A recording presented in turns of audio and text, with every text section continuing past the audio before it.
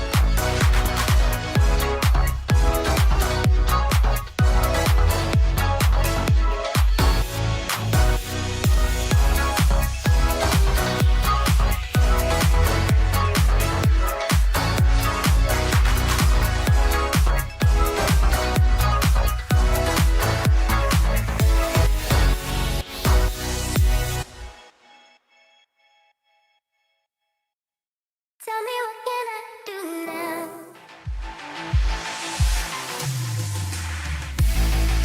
No, they're not. Super good and only moving on to this round. Everyone, if you hate snakes, then this snake will end it here for you. Double kill points for Kyrie on the back of his fight. Cancel back and forward.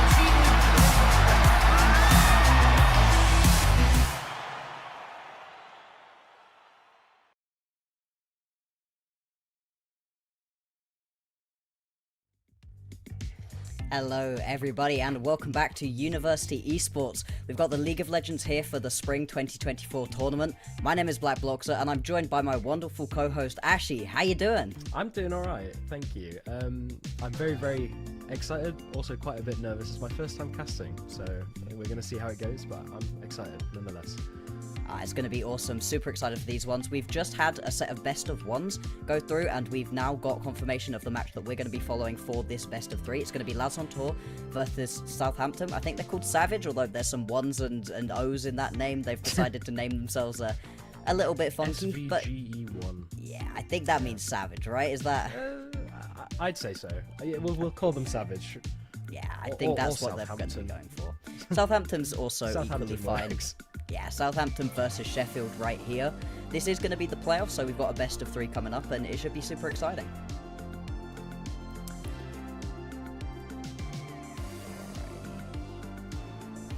Are you excited to see any specific players in this game?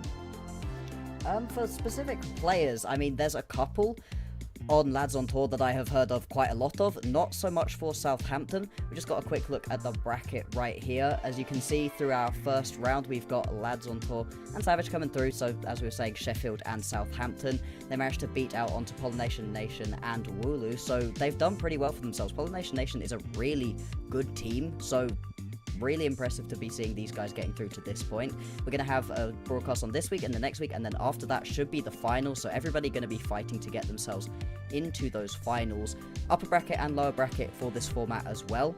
So obviously, losing out here today is not the end of the world, but we're going to take a quick look at the rosters. Like you were saying, 4 people that I'm excited for.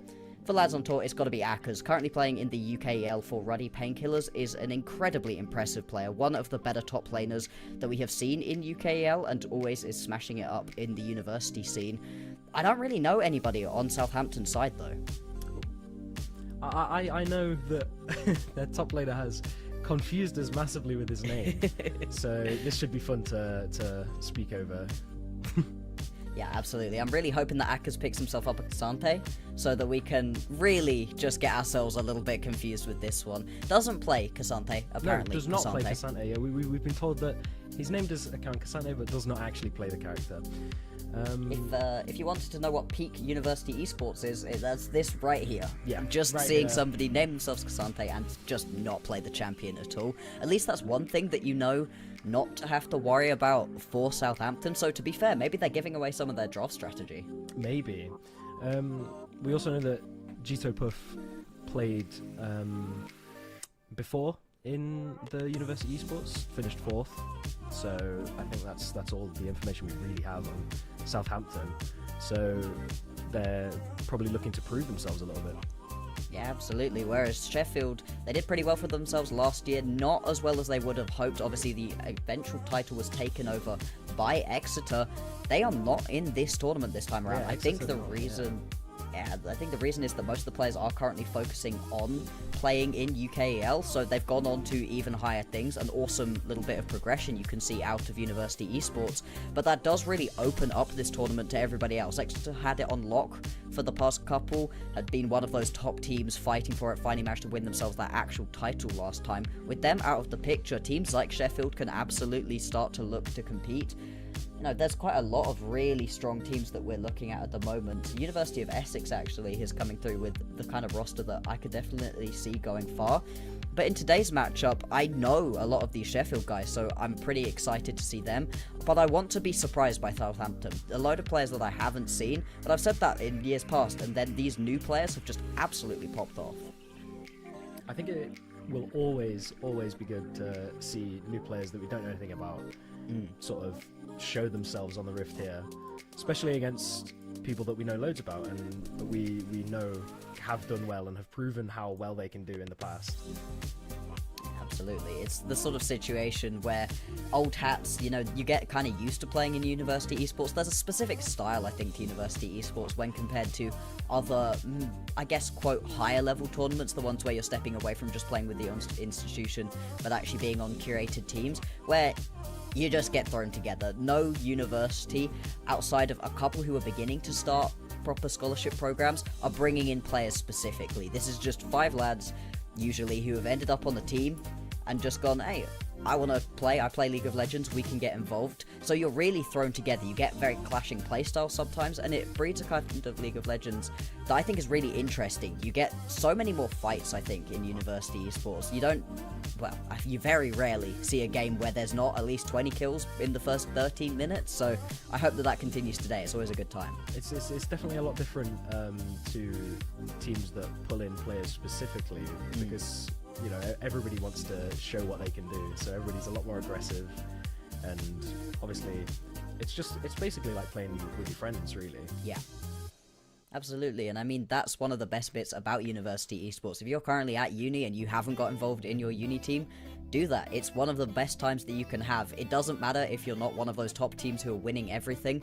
There's still the just lower Swiss leagues that you can play in without having to really, care too much. It can just be a fun time to meet a load of people, play League. Hey, you can be sociable, but not actually have to leave your room. What more could you want? I think that's what every League of Legends player wishes for, really. Absolutely. So we'll be heading on into the draft pretty soon. Is there anything specific that you'd be worried about looking at the new patch that we're on at the moment? I know that there's some terror in the bot lane around the Smolder, but anything else that you're kind of excited about? I was going to mention the Smolder. The Smolder's definitely been a problem. Yeah. A very formidable. It could be interesting to see if it gets banned. Actually, yes, or please. If it gets through, are they going to pick it? Is one of these teams going to pick it up, and are they going to utilize that strength? I mean, I would hope so, because the Smolder is incredibly strong. The thing is, he keeps getting changed around, where his power spike is coming later and later and later.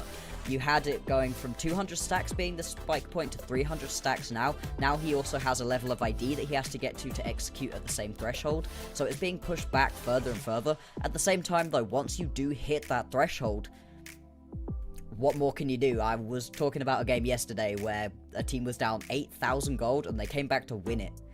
They lost Soul, but then they just won a fight around Elder, won a fight around Baron, and won the game. Smolder is a truly disgusting champion. It is. It turns into a complete win condition late game. It's like old Kassadin. Yeah. We used to see old Kassadin level 16 would absolutely stomp no matter what. And it's definitely interesting to see a later game champion rather than an early game stomper. I think it's interesting, and I don't think it's necessarily bad for the game. I just can understand why it's constantly being pushed back to the point at which that power spikes come. Because once you get those executes, Smolder can be pretty much unplayable against. You can't really get around him. But he is really, really weak in the early stages of the game. That's why we're seeing him constantly paired up with things that could just try to keep him alive. A Milio, a Lulu, something to just keep the Smolder going until you can actually get to those later stages of the game and then really start to play. I think something else we have to mention as a power pick at the moment is the Volibear. Super easy to play, which I think helps sometimes when you get power picks coming in, but it's the Nidalee, something that, you have to put a lot of time into to be really good on. It's a lot harder to say people are going to pick it up, but Volibear is a very easy champion to pick up, and he is super, super strong at the moment. He's honestly first pickable in almost every situation, and I think letting him through a draft, if you're not getting a lot of other priority picks, is a risky strategy to take. Absolutely. I think we are going into draft very, very soon. Yep, right here. We're going into draft. So Alrighty. we've got Lads on Tour versus, did we call them Savage, was it? I think that's what I'm reading that as, but yeah, not entirely sure. So first couple of bans are going to be coming through. The Senna is one of the strongest at the moment. It's just super, super strong. It can be paired up with quite a lot of things. It brings in a lot of those AP supports who can actually go into that AD role a little bit more and just play around. Something like the Seraphine Senna is such a strong combo at the moment. I really like that Gragas ban as well. That's going to be a bit of a target ban towards Akka's. It's Akka's most played pickup throughout the entire split so far. He's really, really good on it. Can turn it into an AP threat if you need. Prefers to play it more bruiser tank-esque. Gets good lane matchups top lane. I don't think it's necessarily the sort of thing that you'd want to first pick for Lads on Tour, but it certainly is a good thing to just get off the board. I'm not sure who it is that is that Karthus player, but I mean, anytime that Karthus is in the game, again, that's a win con that you can play around later on. Absolutely. We've seen Karthus a lot in the jungle, a lot in the mid. It's definitely historically like a strange sort of multi-lane pick, but it's always strong. It's always ridiculously powerful. It is. We'll see what this next ban is going to be. I would wonder if you'd want to just continue trying to target ban out Akka's. There's a lot of picks that he's played, but really the things like the Gragas already gone, the Aatrox, those are the really strong ones. As we're just going to have a little freeze and we'll get the next set of pickups. Smolder getting through is a risk. I mean, Varus is incredibly strong at the moment, but Smolder, he just is terrifying. Absolutely. Letting through the Smolder, especially when Lads on Tour get the first pick here, is certainly a very confident move from Southampton, batting out the Gnar instead of the Smolder.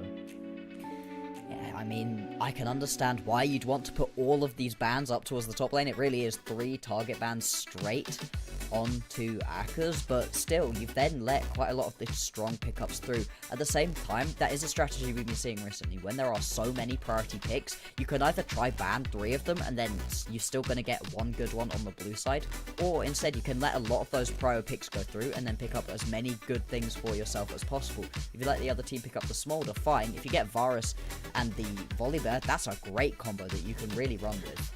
It is very, very true. They might be trading out the Smolder ban for something they feel could be more powerful and can overpower that, that sort of superpower, really. I wonder if this one has just frozen a little bit on us again, because we should certainly have seen the next pick come through. I was thinking it was taking quite a while to see the second pick from Southampton here. So we'll have to see if we can get that next pick through for you. There we go. Just going to pop in. And that's all good. That is a power bot lane. I really like the Varus Nautilus. That's a great combo that you can really work around. That being said, Smolder Rel is not a combo I've seen very much recently. I think we definitely have to pay attention to that Rel, actually, because Rel is like a deceptively strong champion, though Nautilus consistently one of these strongest supports no matter what. Yeah. Nautilus getting straight onto that Smolder and pinning him down for the Varus as well, especially for the the ults, the Qs. It will be something to watch out for. Absolutely. The Rel can obviously also go into the jungle.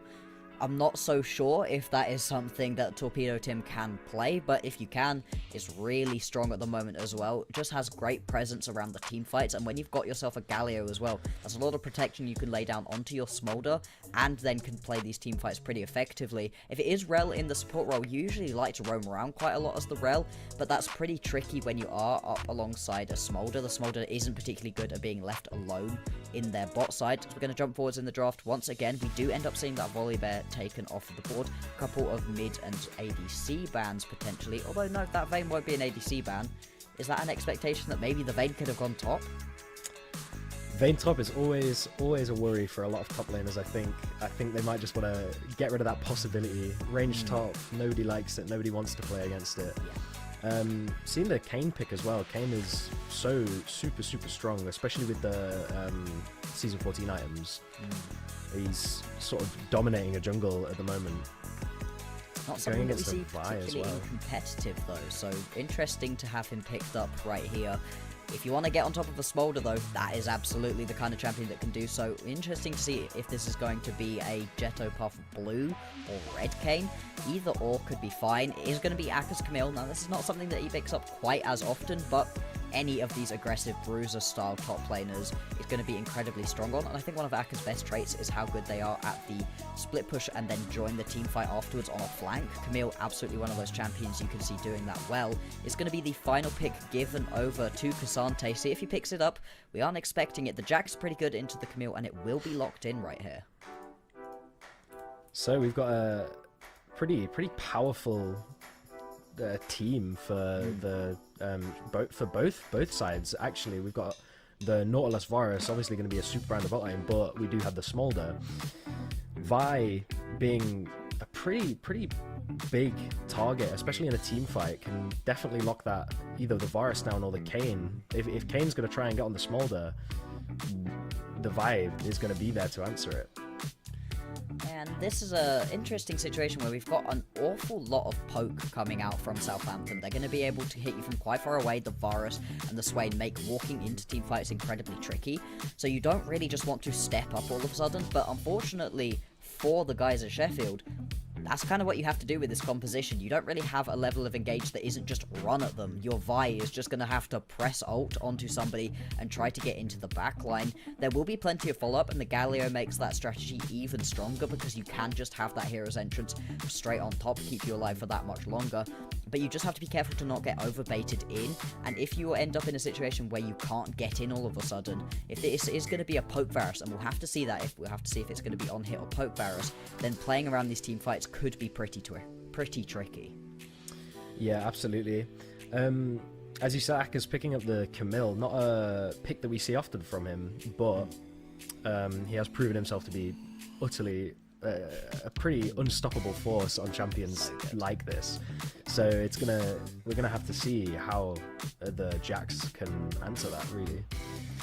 Yeah, because Jax has a good matchup into the Camille. I like this Jax matchup, but it is more of a skill matchup. It's not just a straight up you win onto this one. If you pick and choose your battles effectively, play against that counter stance well as the Camille, then you can absolutely win out onto this matchup. But I don't know necessarily that we're looking at solo kills on the top side unless somebody messes up. To be honest, I don't really know where we are looking at solo kills in these lane matchups at all, really. If the Galio gets solo killed by a Swain, I think something's gone wrong there. Top laners, again, you could see some solo kills, but it's a bit of an outplay. Without jungle intervention, I think the most likely lane for a lot of explosive players would be the bot side. Now, Smolder Rel, I don't think you really want to get aggressive with that. You can poke pretty effectively, Smolder's good at that, but actually in extended fights you lose out pretty quickly. Varus and Nautilus though, if you hit a hook, or if you hit an ultimate as the Varus later on, there is absolutely chances for 2-on-2 kills in the bot lane here, and then if you add the junglers into the mix, we could see a very bloody bot side. I think we're absolutely going to be looking for the Nautilus hooks this game. It's going to be tide turning, really. The Nautilus hooks of the bot lane are going to pretty much decide exactly how this lane will go. Can the Smolder and Rel survive against such a tanky support as well? You can't really kill a Nautilus very easily. No, you can't. It's one of those ones where unless you can get some focus down onto him, it takes a long time, and that's not even considering the fact that Smolder doesn't deal a lot of damage early on. And it's a really interesting composition overall from Sheffield, where you've got the Vi, which wants to get going early, and you have to get going early. If a Vi falls behind the curve, you are practically useless. You become an ult bot that maybe even doesn't get the ult off because you're too squishy to actually survive in the face of quite a lot of aggression. Whereas that Smolder is all about going late, so that's the bridge piece right there. The Vi is trying to get your team through the early game to the point at which the Smolder can come online and get you a ton of kills. If you can punish potential over-aggression out of the bot lane from Southampton and get a couple of kills onto the Smolder and get him accelerated, then you've absolutely done your job as this Vi. Same thing if you can get the Camille rolling, even the Galio to a certain extent, although I would rather the attention be focused either top or bot lane. I think mid lane is more about being able to roam around and join for these skirmishes around Grubs, around Drake, and all of that. So it's a good composition overall, but it's not fully into the late game or fully into the early game, which can be tricky for teams at this level to really execute on. Absolutely. I think Southampton bot lane are definitely going to have to look out for that Galio level 6. They're going to have to be making sure that they keep track of how their wave state is when he gets that pretty big milestone, because being able to look for a 3-man surprise is going to be such a difficulty for Southampton. Yeah, you don't want to get yourself drawn in too far because you could just get taken out incredibly quickly. The overall composition out of Southampton with the poke, like we were saying, but also the just potential backline access of a Kayn. If you get onto the Smolder and just kill him, if you take Blue Kayn, get onto that Smolder, just destroy him in one go. Even if you get taken out as the Kayn, I still would call that a one-team fight, because the Smolder is going to be so much of the damage you're really relying on. Galio can deal some, Vi deals a decent amount, so does Camille, but the Smolder is the main source of damage. And actually, just thinking about it right now, you're going to be a little bit towards that AD heavy over on the side of Sheffield. You don't really have that big AP threat. The Galio does a decent amount, but it doesn't really lay it down. No, there's no real issue for AP on the side of Sheffield, but will we see Southampton capitalise on that? Alrighty, so we should be jumping on into the game in just a couple of seconds time. I'm not going to ask you for a prediction, I think that's a little mean, but is there either of these compositions that you think has a little bit more that can really get things going, that you can play around? Well, I can't say that either composition is a lot stronger than the other, because the Sheffield have the Smolder, which we were talking about, a power pick that should have been banned, that we were very surprised to let through. But also you have the Nautilus, you have the Swain, you have the Kayn that can get onto that Smolder and shut him down. Nautilus, a formidable team fight, exactly the same with Swain. A Swain ult in a team fight, so difficult to deal with at times. Oh, yeah. And we have to see if Sheffield can actually deal with that. So we're right into it.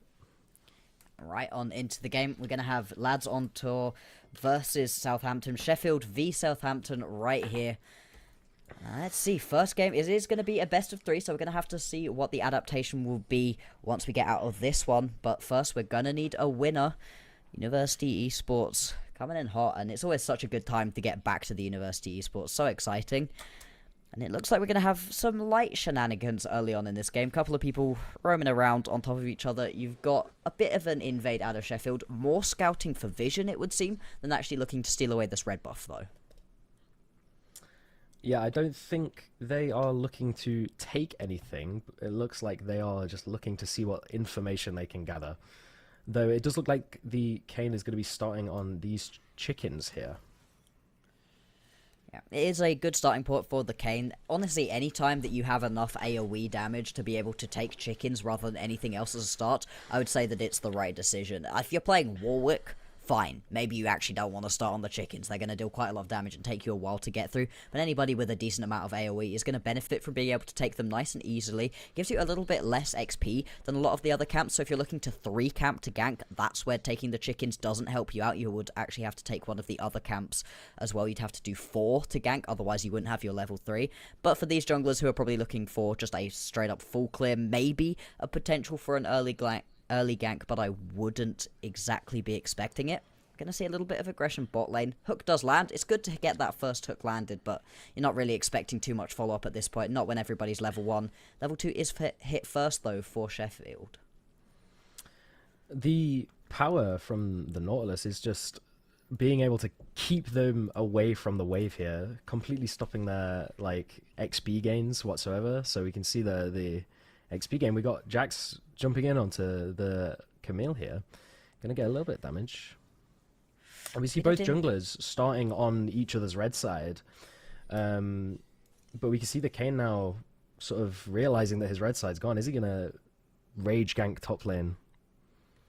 Should be expecting this as Akers does walk over to pop down that ward. Is aware that that was potentially going to be the response. So really well played. That's the kind of old head at the game play out of Akers to be well aware that a gank was going to come in the top side. Does look like Jetterpuff wants to go back for it. Torpedo Tim is in the area though. Jetterpuff getting caught by Torpedo Tim in the jungle, in the river here, sorry. Not sort of coming out better on that fight. Akers coming down, but Jetterpuff is going to be able to get out. Can they catch Galio here? They can. Ooh. Quite a lot of damage. Are we going to see First Blood here? The Ghost coming out from Circassa. The Flash. Oh, he hits it! Catching him with the E. First Blood going to Southampton. Can they get another one? Torpedo Tim has now used that Vault Breaker to try to get away. Are they going to catch Akers also going to get caught out. Akers is just dead. What? That's not what I was expecting from that set of players right there. That's fascinating. It looked like Jetterpuff and Torpedo Tim honestly didn't know who was going to win in the straight-up 1v1, and so were calling for all of their laners to come down. But it was just Southampton who got down there first, and some really good, aggressive plays out of Syracuse. Hang on. Believer's fine, right? Yeah, Believer's just going to be able to walk this one away. Some really good, aggressive plays out of Swain right there to be able to pick up those kills. The pullback as well on that Demonic Claw, really well done. That's going to be a nice set of kills. Really good flash from Circassa there. Being able to grab Torpedo Tim and throw him about. The Hex Flash coming out from Believer. The hook just missing. Arrow will hit though. Piercing Arrow going to be landing and dealing a good amount. Boxers is just cowering under this tower right now, although potential gank onto the early aggression. Rare coming down to get something done. Back out is just going to happen. I don't think that's because Snow and Believer knew that the Galio was on the way. I think they just wanted to go back to base at that point anyway. They'd shoved the wave through, got a lot of gold to go spend. Yeah, they've got their lead and they want to leave with it. They don't want to overstay. And well, we saw that Morea was there. Whether they knew that he was there or not, we don't know. But they just wanted to get out and spend their gold. And it makes a lot of sense. You don't want to get caught out and just over-aggress. Looks like we are going to have Sheffield moving... Sorry, not Sheffield. We are going to have Southampton down towards this bottom side, potentially having a look at contesting for this Drake. Instead, Sheffield, they're just going to pick themselves up these grubs. You can... Sorry, not Sheffield. Southampton going to pick up these grubs. Sheffield could potentially look to counter with picking up the Drake, but I don't know if they have the bot lane pressure to be able to do so, just because your Smolder is going to be pushed in so much. I don't think they have the priority to take this dragon at the moment in response to the grubs, but Torpedo Tim looking for a small invade in the try here. Gonna back off though. Yeah, looking to steal away some more camps. There's not really a big CS lead going on in the jungle, but there are some pretty significant CS leads going on elsewhere. Mid lane, specifically, Syracuse has been having a great time of it. Picked up a kill, an assist, and now has also got a 13 CS lead. Just gone back to base as well, and is coming back with a good amount of items. That is going to be a Dark Seal as well, so looking to just stack up on those kills, turn it into as much damage as possible. Other lanes looking relatively even. Bot lane, there's a decent chunk of CS lead for Snow, but that's what you expect, as Smolder can't really step up in a lot of these situations. Torpedo Tim is in the area, going to be spotted out on a nice ward though, and with Jetterpuff around, if you go for a gank right now, there could be a counter. Oh, it looks like that Torpedo Tim's just gone into Jetterpuff in his own jungle. Syracuse is gonna come. Is he gonna land the? He's gonna land the E again. And is that Torpedo Tim gonna go down once again? Ooh, that's not good. Picking up the kill. Not looks like ideal at all. Going to be ganking on here as well. Believer coming in behind, getting the stun off on the Rel. Ignite coming out. Do he get the kill? Oh, yes, the it! arrow coming out. Believer picking up the kill with the Ignite, but the arrow doing so much damage from Snow. And Boxus is going to be left to his own in the bot lane. And this is things going from bad to worse right now. Southampton picking themselves up those grubs top lane. Then they managed to find a kill onto the jungler. Torpedo Tim trying to counter invade, which he'd gotten off successfully earlier on in the game up on the top side. But now is nowhere near as strong as this Kayn. The Kayn is in an incredibly strong position. Going to lose this Drake as well. And the fact that that kill bot lane went over, sure. Believer picks it up, but that's fine. We don't mind our supports getting themselves a little bit of extra gold into their back pockets. It's going to put you in a really strong position bot lane to just keep bullying out this Smolder. Now, what we have to remember is, sure, this is a pretty big advantage, about 2,000 gold or so for Southampton, but there is a Smolder in the game, and whenever there's a Smolder in the game, there's a chance for a comeback. You'd rather not be behind right now, Sheffield, but it's not dire straits quite yet. Yeah, Sheffield need to play this for the long game, where Southampton need to absolutely close this out as quickly as possible, realistically, which they are successfully doing so far. They've got the 4-kill lead.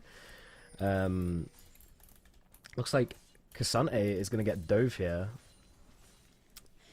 Akkers and Torpedo Tim going to come in. The Jetterpuff is there to answer. Oh, they turn on him! They dive on Jetterpuff. The shutdown going over to Akkers, and Mrez here now. Cassante looks like there's no way out here. Going to try and get the most out of the minion wave. Though he does jump back. Can he survive here? Is Akkers going to die, though?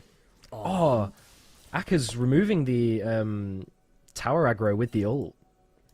Yeah, really well played there. Akkers is always good on whatever champion he picks up, and that was just a really well executed set of dives. It looked like it was getting pretty risky. The Camille was getting low, but no, they balanced that tower aggro incredibly well. Mre took it at the beginning, absorbed a ton of damage, then it went over onto Akkers because Akkers knew could just pop that Hextech ultimatum. It takes you untargetable, removes the tower aggro, switches on over to Torpedo Tim, and this is the way that you really need to play the Vi. Earlier on, the Vi trying to 1v1 onto the Kayn, it's just not going to work out, but in this way, just turning straight onto the Kayn, taking him out before he could even pop that ult, really impressive stuff to be able to pick up those kills right there, and it's a bit of a turnaround. You really needed something to go your way as Sheffield, and it's good to see them inject a little bit of cash, especially into this top side. Now that fully completed Triforce in the top lane is going to mean that Akkers on this Camille is pretty dang scary. Absolutely. With that play as well, though, obviously we saw Mre rotating to it. He has dropped even further behind in the CS, so he's 26 CS behind Syracuse now. So we have to see how he can sort of pull himself back from that, because he is an item behind.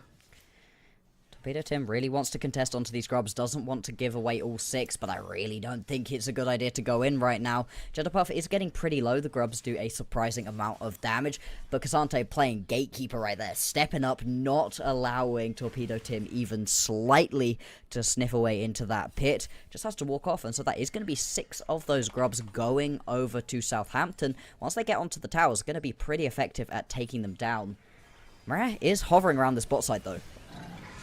We've got Boxers pulling out the ultimate, and is Snow just going to go down here? Managed just to pick up the kill, but Rel actually taking the kill on the Virus there. How unfortunate for Boxers. Boxers really needed that kill to sort of pull himself forward in the bot lane here. But going to pick up the Essence Reaver though. Virus managing to get that kill there is so surprising, really. Oh man, Syracuse Syracuse is so strong! Syracuse is just surviving. The Malignants absolutely carrying him in that fight. Yeah, How he survived is beyond me. Mreh gonna just try and minimalize that fight there, try and pick up some CS. Is he gonna stay here for this? Just about going to be able to step up for this minion wave, but that's a couple of plays that Sheffield tried to make that just go wrong. The bot lane play, both of our ADCs in this game decided to subscribe to the school of stand there and auto attack. It's not the best school of thought usually for ADCs, but I respect it. Unfortunately, at this point in time, you are going to deal a lot more damage as a Varus than you are as a Smolder, and so you managed to pick up the kill, and it's just going to be on the Ignite that Gums picks up that kill for himself as well, so you don't even get that extra boost of gold onto the Smolder. And then mid lane, you try to make a play onto Syracuse, but the amount of damage and healing that you get off of that Demonic Ascension is insane. Demonic Ascension, especially with the Malignants picked up here. That's what I'm saying about the CS lead that's in mid lane. A hook coming out from Believer. Torpedo Tim gonna have to flash out of here, but the burn? the arrow lands and the Ignite gonna pick the kill once again. TP coming in from Akkers. TP coming in from Cassante. We're gonna see. And the ult coming in from Galio here. We're going to see a massive fight. Lord. Camille going to pick up a kill. Gum's going to pick up another kill in the bot lane as well. Boxers not picking up anything from that fight apart from some assists. Seeing Southampton come out on top once again. Those TPs were incredible. Yeah, you can see the TP coming out from Akkers was pretty good, but honestly, I'd say that Cassante's TP in was even better. You've got a lot more AoE to give. Akkers manages to pick up a kill in that fight because of how strong he is at the moment. You can see with that fully completed Trinity Force, you deal a ton, but it didn't really matter because the overall CC was just that much stronger for everybody on Southampton. Boxer's going to ult. Whoa. Snow under tower. Doesn't manage to get the kill. dead. Jetterpuff is behind him, yeah. Can Boxers manage to get out here? Gum's going to stun The slows. Jetterpuff. Jetterpuff going to miss. Can he get onto Boxers here? Is he going to be able to pick up the kill? The ult coming out from Jetterpuff, is that enough to finish him off? No. Wait. Jetterpuff going to get stunned. Oh my god, he doesn't. Boxers Gum's picking up the kill again. Boxers has been absolutely denied everything in this lane. It's so unfortunate. It's not Gums' fault, I don't think. No. 2 ignites, 1 tower. Gums just so deprived. That's 900 extra gold just taken away from your Smolder. It feels really bad as Cassante are going to potentially be dove once again. You could Once just again. go for the tower. They could. It's going to be interesting to see if they do go to the tower does fall. Akka's going to dodge the Jaxi with the ultimate there. Pretty impressive stuff from Akkers. nice. He's certainly living up to the name that you gave him. He's a real beast right now. There's a reason that him and Ruddy Painkillers were our top team out of regular season in UKEL. Just super strong mechanically. But you can see, struggling a little bit to turn that pressure in the top lane into that much more for the rest of the squad. The rest of the squad isn't having the best time. There's 2 Drakes over to Southampton as well. But I do wonder if Southampton are going to be able to play around the fact that there is a massive problem in the top lane right now. The Camille is just constantly going to be split pushing, getting tower damage down. You've got to send multiple members up there to try to deal with her, and in that time you're not putting pressure on the rest of the map. You're giving time over to Boxers to try to get this Smolder in a position where you can really carry. It's got that first completed item, Essence Reaver, done. Still waiting on another 2 more items to go. A seriously long time until this Smolder comes online, but one of the best ways to delay a game in League of Legends is to have a split pusher that the other team is constantly having to deal with. Absolutely. The split push from Akkers is going to be difficult to answer, especially with the pressure that they have from the hero's entrance from Rare. Because if you situate him sort of nearby, even if they dive on Akers here, he can just respond with a dive of his own. Yeah, you're not in a good position to really play around your side lanes right now. That being said, Syracuse is a absolute beast. You said the Malignant's already coming through. The next item, well on the way. I would like to see a Rylise as quickly as possible out of Syracuse. That's the point at which it becomes incredibly annoying to play up against a Swain. The slows make it near impossible to get away once you are caught in that Demonic Ascension. But it's still going to be a little ways away right now. Potential plays top lane. We've got a lot of junglers as well as top laners in the area. It looks like there is a fight happening in the top lane. Cassante going to get dove on completely by Akers and Torpedo Tim. Jetterpuff going to hit the ult on Torpedo Tim. Can he get the kill? He does take down Torpedo Tim, but can Akers simply finish him off? He does manage to. Now, Akers is so far ahead at this point because he has the Ravenous Hydra, he has the Trinity Force, and he's just going to be able to do so much damage to this tower now that both the jungler and the top laner aren't there to contest it. Absolutely, and it's a really interesting build actually coming out from Akers right now. It's not the usual top lane build that we've been seeing. We're seeing a lot more Sundered to coming through a lot earlier on, deciding to actually just go straight towards the Trinity and Ravenous, like you said. And I really like this build in this situation. You're getting a lot of pressure top lane, a lot of people on top of you, and it means that you can just heal yourself up an absolute ton. I'm sure that the Thunder Sky or maybe a Spear of Shojin will come in a little bit later on. That would be the usual build path once you've picked up these two, but any more items on top right now is just gravy. Finally going to complete the boots. Another Corefield's Warhammer, as if Akers wasn't already strong enough. But the fact that it was still a 2-for-1, you know, Southampton are still getting work done. They're still picking themselves up kills. It's not like the rest of their map is just doing terribly. They have a lot of strong points to try to play around. Getting a kill on Syracuse, though, is huge, and it looks like they want to kill onto Cassante again. It's been a pretty rough game for him so far. It's going to be interesting to see if they can catch up to him here. It looks like they're not going to try. A lot of friends on the way. Jetterpuff is coming in, so is Syracuse. Syracuse so far ahead. I didn't even realize he was so far ahead of levels. The hero's entrance coming in from Red, though. Can they turn this fight? Are they going to be able to pick up the shutdown on anyone? Akers deals so much damage.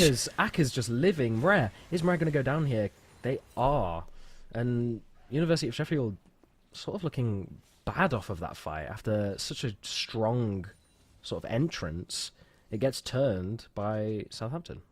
Akers dealt an insane amount of damage in that team fight, but it just didn't matter because it was all being healed back up very quickly out of Syracuse as well as by Cassante. There's nothing you really do in this situation. Box is going to go coming in from Gums. The ult coming out from Gums as well. The Ignite.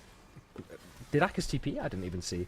Believer is going to fall here. Two Akers again. Yeah. Akers 8-2. Superpower. Box is still not able to get any kills on the board. Are we going to see a no-kill Boxus game? If this game ends before we get to the point where the execute comes online, I could see that happening. Akker's going to go in again.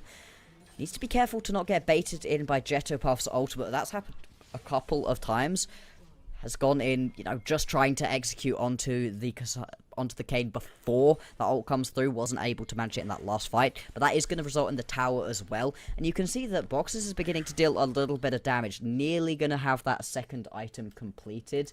Getting to the point where, you know, you're not ignoring the damage that's going to come out from this Smolder. We're going to get a potential 5v5 team fight right now. You can see multiple members roaming down to try to get around this Chemtech. The Virusal coming out and missing onto Akers here, getting out of the way. That's a huge team fight ultimate, which is completely down for the side of Southampton now. Oh, they've been pincered. They've been pincered. Believer hitting a hook on Torpedo Tim. Torpedo Tim going to go down. That's the jungler out of the fight. Akers getting ulted by Jetterpuff. Is he going to be able to get out of this? The Akers wins that? Akers wins that fight. Is he going to go down here, though? He is going to go down here. The shutdown going onto Syracuse there. And the third Drake going over to Southampton. It's just the AoE stuns right now. If you think about Camille, about Vi, about Smolder, these are very single target focused champions. And you can really see it in these fights. You're able to burst down somebody. but there's a lot more AoE damage that is able to come out from everybody from Southampton, especially from Syracuse. You're able to just deal so much off of that ulti. Has that Rylai's completed as well, 10 stacks on that Dark Seal. This is a terrifying Swain, and in these closed in fights around pits in the Dragon and the Baron, that's exactly where you want to be as a Swain. You are happy as Larry right now to just sit in the middle, pop that ultimate, and just deal damage without having to even hit an ability. Then you hit your abilities on top of that, and you are sitting pretty right now. Southampton are just going to win out onto these big 5v5 team fights. They've got the poke before you get there, and then the AoE once you're in these fights. So as Sheffield, you need to play a lot more around your composition strengths. Find picks, find individual kills before you get to the team fights, because in a straight 5v5, you don't win that. Absolutely, and we see Syracuse picking up the Seeker's Arm Guard as well. We have to realize that he has a fully stacked Dark Seal. Do you think we're going to see him switch that into a... the name has passed my mind. Into a fully completed? The book. Into a Medjais? Yeah, Medjais, that's it. There I'm we so go. sorry. The Medjais. No, you're alright. Oh, My do you brain think also froze there. Yeah. Do you think we're going to see him switch that into a Medjais? It's Or a is he- real risk, because you've got Akkers roaming around, potentially looking to assassinate you at any point, and also it is often that when you pick yourself up a Medjais, you immediately lose all those stacks, but I think in this situation you're pretty safe to be able to do so. Jetterpuff is getting kind of 1v1 Beaten up by by this this Baron. Baron. Now here Gonna come have the to cavalry. jump out They're and going to be pick- yeah, alright they- to pick this one up, and Kasane there's no TPing in, response. Believer. Yeah, they are just going to have to give over this Baron. They can't contest this. No, there's nothing you can do. I'm not even sure that they particularly knew it was going on at that point. But beyond that, Sheffield couldn't have stepped up into that fight in any case. It is going to be Baron over to Southampton. They've now got a couple of minutes to try to crack these inner turrets. All the outer turrets have already gone down. The gold lead right now is only about 2,000. It's nowhere near as big as you would really feel that it could be at this point in the game, with the way that they're winning team fights, but it's the individual gold. Thank you very much, observers. You can see that the top lane gold is a massive gap, but the mid lane gold specifically is where I'm looking, because that's a huge win for Syracuse. Absolutely. Syracuse, we saw completely stomping on the CS lead because Moreira was just roaming as much as possible and being taken out of fights completely. So the fact that Syracuse was able to pick up that CS lead and also now pick up so many kills, 6 and 1, we just superpower in the mid lane, really. 3 items. Moving on to the 4th. I wonder what the 4th item will be here from Syracuse. A lot of pings going on top side. Potential look to collapse right now onto Akkers, but it's actually got quite a few friends in the area. They could just try to collapse themselves onto Jettopuff. Jettopuff gonna go in, but gonna get caught out by Torpedo Tim. The This is Galio going in. Rare. Akka's picking up a kill on to Jettopuff right outside of their base. Syracuse. Look at that knock-up! That knock-up was absolutely huge from Believer.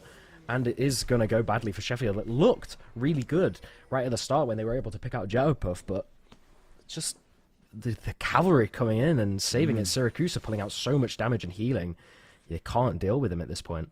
No, that was everybody just on top of Syracuse, but the healing coming through, plus the Zonias, the Arm Guard, was upgraded, fully completed, and it works out perfectly right now.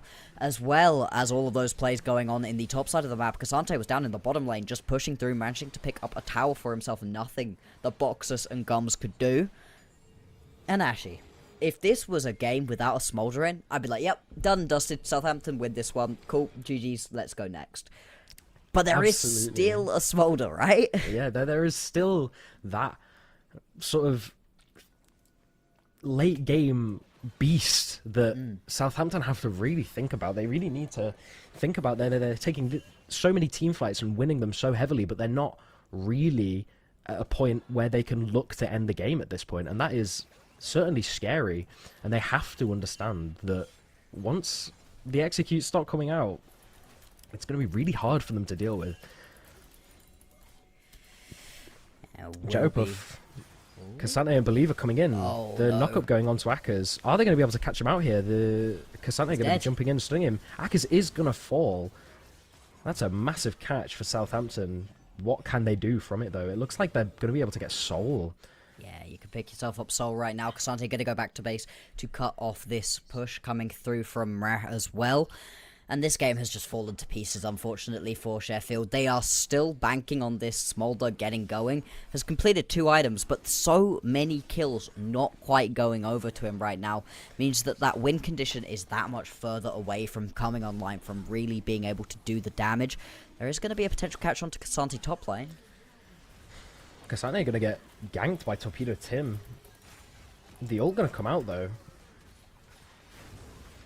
Yeah, it looks like Oh, he he's flashed going over to the ball. flash Might just out. be able to Can walk he this one away, and escape he's going to that? be It able to looks like get they're not gonna away. chase too Limping far. out, a lot of health taken, but no harm, no foul in the end. Actually just going to be able to take this plant, get back up to a decent amount of HP. And if Torpedo Tim goes back, you can play there. Oh, the executes online. Boxer's going to pull out with the ult. Syracusa going to Zhonya's and just live.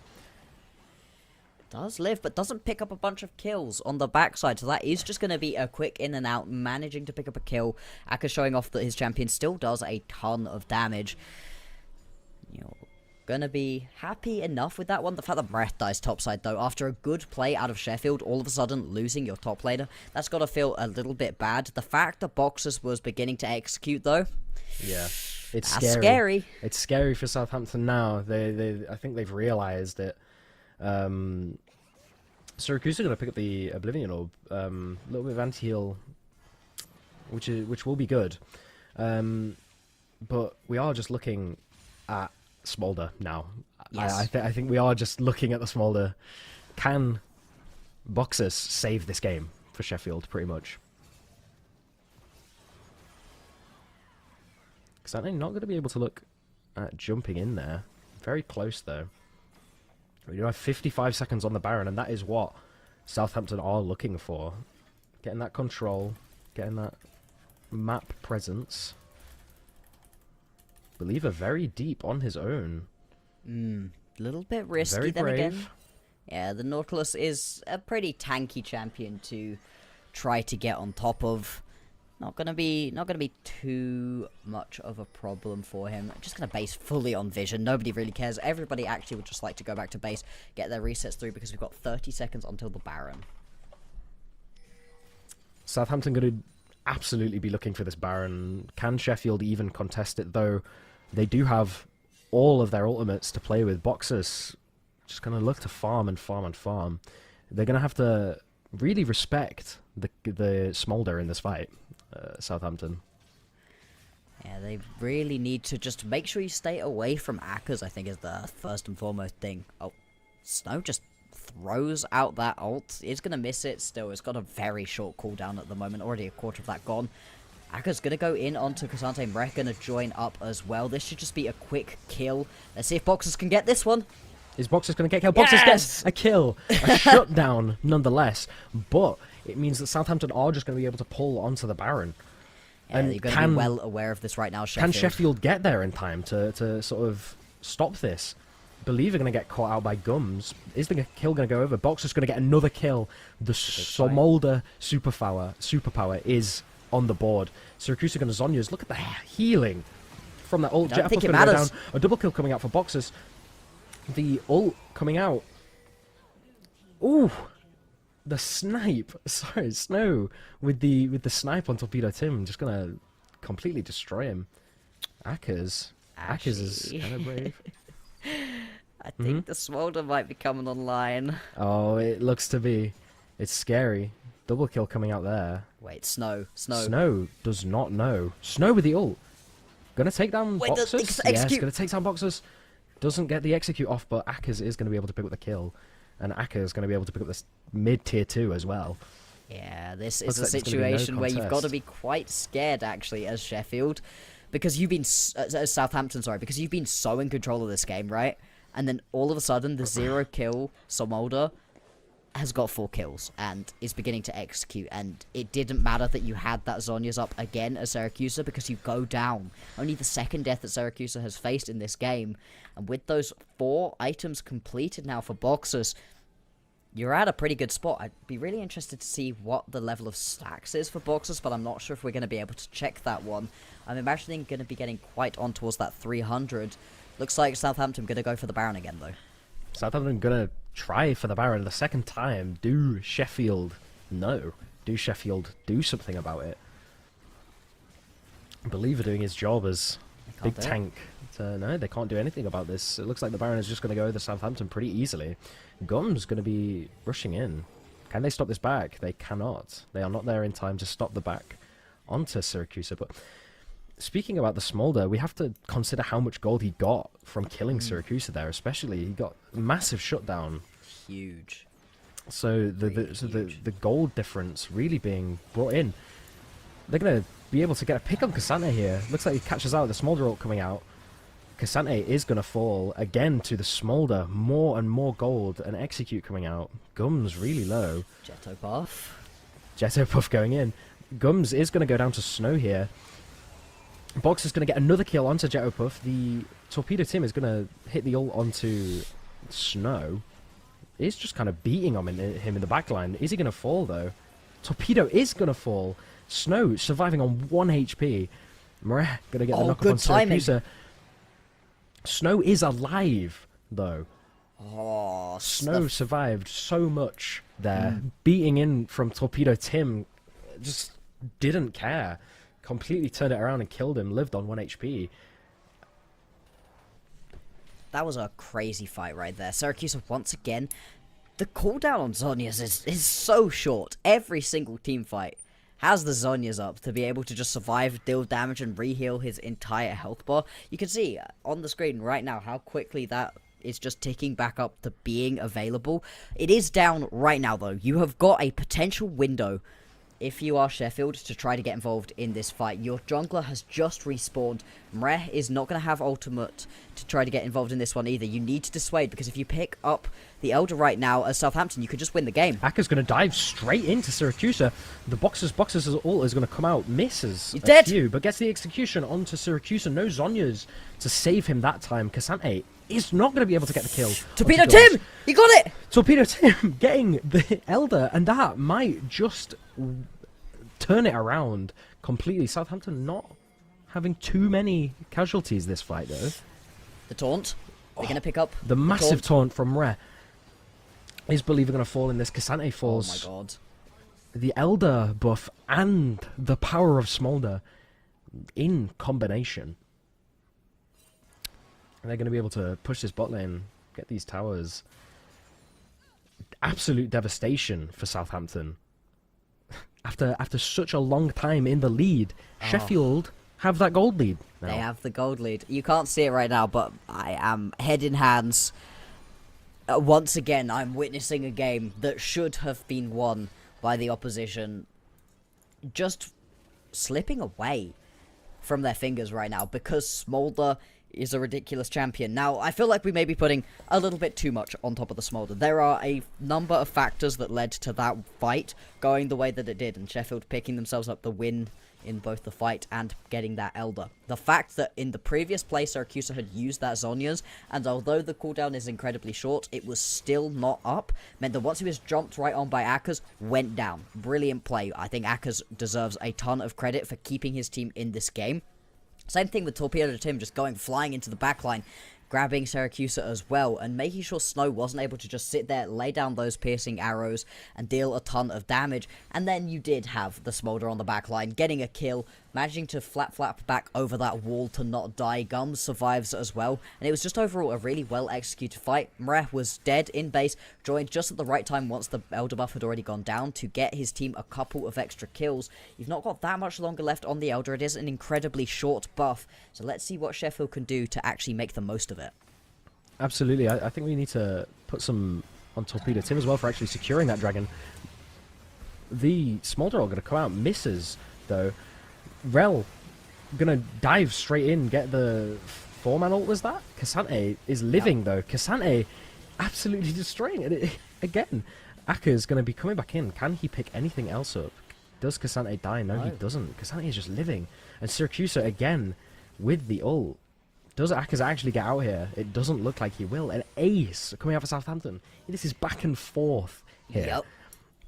I think a massive part of that fight was Boxer's missing his ult. There was Boxer's no... ult just went nowhere nearby where it needed to, right? It just went flying along the outer edge of the base, which is not what you want to do. It doesn't feel like the mom does that much damage from Boxers, but it really just lays down a ton of extra passive work for this champion, and it's a ton of where your damage is actually coming from. You need to hit it at least onto a couple of members, and the fact that it whiffed onto everybody was just a bad way to start that fight. But I think it was also a bit of over-aggression out of Sheffield. They were feeling the same thing that we were saying, where you've just picked yourself up the Elder Dragon, you need to get involved, you need to get something done right now, and try to over-force on a team fight in a situation where they really didn't need to do that. Syracuse also didn't blow that Zhonya, so it's going to have it up for the next potential fight. 12 stacks on the Medjai's fully completed. The mid gap is just huge in this game, and you've got to be pretty happy with the way it's gone as Syracuse.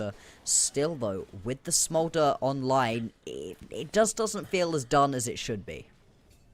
Absolutely. Smolder is just the power here, but as we saw in that fight, can also be shut down pretty quickly. It looks like the next fight we are going to see is going to be around this Baron, spawning in 15 seconds though. Maria and Akers are in the bot lane, though they both have very, very strong engages. Akers has his TP, and Maria obviously has the hero's entry. Are they going to contest this at all? I think you have to. I think you really have to get involved. Sure, the last Baron that they lost didn't cost them too much, but I think losing a second one right now would be pretty devastating to the chances of Sheffield to actually mount the comeback right now. They're playing bot lane, actually. Going to hit the ult on Boxers. Is Boxers going to get caught here? Believer going to hit a hook. Boxers' ult coming out. Boxers is just dead. dying. Boxers... Jettopuff going to be ulting into Boxers and just killing him here. Maria is going to come in with the hero's entry a bit late on the fight. This might be Kasane it. is just going to TP. This looks like it could be a push for the end. Akers has backed. Can he put any pressure on? Going to be a 3v5 for Sheffield. Can they manage to clear these waves? Akers going to get caught. He's still doing He is just going down. Oh, A pause coming in. I don't know who that pause was from. However, it's just, right in the middle of a team there, fight. right? Yeah, looks like we did just need a breather. Middle of a team fight. It looks like they were going to end. Yeah. Akers was dealing a decent amount of damage. I think that there was also a potential situation there where Cassante had jumped in a little bit too deep and might get taken out, but this game, I'm glad we get a breather right before it potentially ends, because it felt like the entire time Sheffield were on the edge of coming back into this game, but they fell behind so much, and I think when we look at the end of this game, whoever wins it into next game, this Galio didn't work. It didn't get involved in the ways that you really needed it to. No. I think they're going to have to reconsider that mid-pick. They're also going to have to consider the fact... I think Southampton are going to consider the fact that the Smolder... I don't think they'll let it through again. I wouldn't think so. Even though it hasn't worked so hard, we are getting information now that Maria has DC'd from the game, so that's what the pause is. So hopefully we will be back up and running very, very shortly. I mean, absolutely. I wouldn't let the Smolder through either, because there's 1,000,001 situations in this game where that last tick of Ignite didn't steal a kill away from the Smolder 2 or 3 times. There's a lot of situations where the Smolder actually got all of those items a lot earlier on, got the stacks a lot quicker, and then you are in a position where you're not as far behind as Sheffield and you can really play this one. If Southampton do let it go through again, I can understand why they'd do that. I think it would make me quite nervy to let it go. I don't know what else you can do about the top lane, though. The mid lane, that was a massive gap. I wonder if it was just the Galio that's not really been working out. Top lane, they put 4 bans into Akers. You've only got 5 bans overall as a team. You don't have any more that you could throw at the man, and he still completely took over this top side. But even if they end up winning this one, do you say, hey, Akers will take over, but we can deal with it? Especially on something like the Camille, you're really relying on carrying through split pushing on the sidelines and jumping into a team fight and maybe assassinating the key carry. If the key carry always has got that Zhonya's up and available, as you just do every time as Syracuse, I feel like you're not too worried about just giving over that Camille again. Sure, your top laner loses the individual lane matchup, but you win the game. Yeah, we see Akers pulling out an incredible performance, but still falling behind. He can't solo carry the game. And as you were saying, the game might have gone differently had the Smolder got a couple of the kills that he really, really needed to get to. It was so unfortunate There's a parallel to see. universe where he got all of those. It was so unfortunate to see a 4-assist Smolder that point in the game when he needed those kills to sort of set his team on the path to winning. But the game isn't over yet, obviously. Something could happen. We don't know that. Yeah, I mean, I've seen crazier comebacks. Unfortunately, yesterday I didn't see crazier comebacks. We didn't get to see the end of our game yesterday, but it was a Smolder that caused a comeback to occur. Managed to get itself not quite a penta, but I think it was a quadrant. Then the game just ended. Of course, in this situation that we've just jumped away from, Boxus is dead, so, you know, that is not ideal. Let's, hopefully we'll be able to jump on back to the game once again. Hopefully things, you know, aren't gonna take too long, but then again, when people DC, sometimes things can take just a little bit longer. We'll get you a little bit more information as soon as we know what's going on. It's unfortunate to have the pause happen right before the game ends. Yeah, right on that last push. It must be interesting for both sides to think, oh gosh, we've really Sheffield thinking we have to do something to stop this, but also Southampton thinking, will this disturb their flow? Obviously, they're in the middle of a team fight. Can they sort of unpause and get back into that sort of zone of fighting, really? I mean, fair question. Does the pause ice you out? Does it get you into a situation where you've gotten out of your head? Or are you sat there right now as Sheffield going, right, I'm currently being auto-attacked by the Jacks. If I pull back slightly and then I press my E, then I press my W, do you game plan it through like that? I don't know if these players quite can think the game through like that level in your head. I think perhaps other than Faker, nobody can think the game through like that. But you have got a lot of time right now to just try to think through what you do. It is an absolute last stand out of Sheffield. You've got quite a while now until the Smolder's going to be back available. If Boxers was up, I'd say it was still absolutely possible. With Boxers dead, I'm not so sure. Akers is currently doing some good damage to Syracuse, so, you know, maybe, but yeah, we'll have to see. Absolutely. It sort of comes down to the last stand for Sheffield, really, and can they perform that last stand, or will it simply go over to Southampton? We are receiving information that Mreh, his PC apparently died, so hopefully that's not an issue. Hopefully it's simply the power cut out, or it just turned off, it just restarted. Hopefully it's nothing more serious. Alrighty then, so with that, unfortunately, we're just going to have to throw things to a quick break. We'll hopefully bring you the end of this game as quickly as possible, and then we'll be back for Game 2 in just a little bit, so stick with us.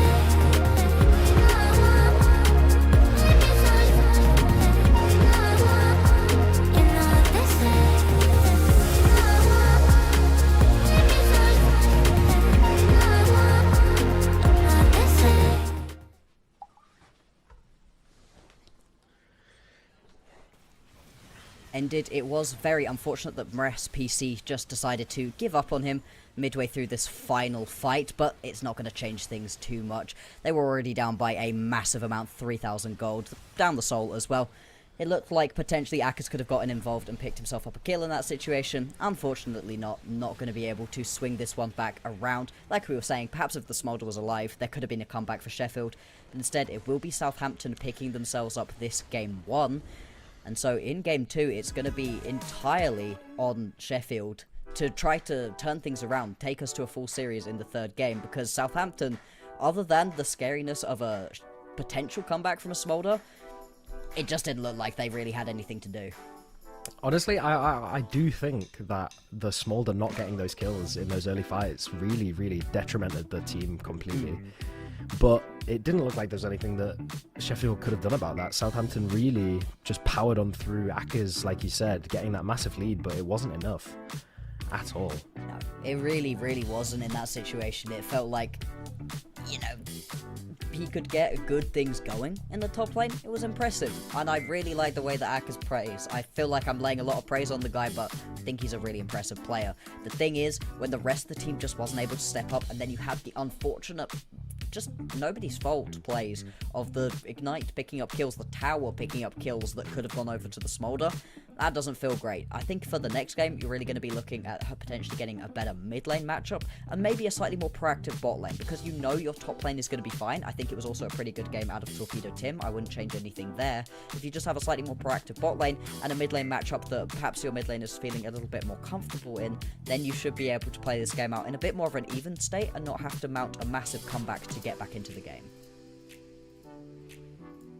Absolutely. I think you are right. They don't need to change anything with the jungle. They don't need to change anything with the mid lane. The top lane, it goes over to Akers a lot of the time, but it's not. They've shown that it's not a massive part of the game. They can deal with it.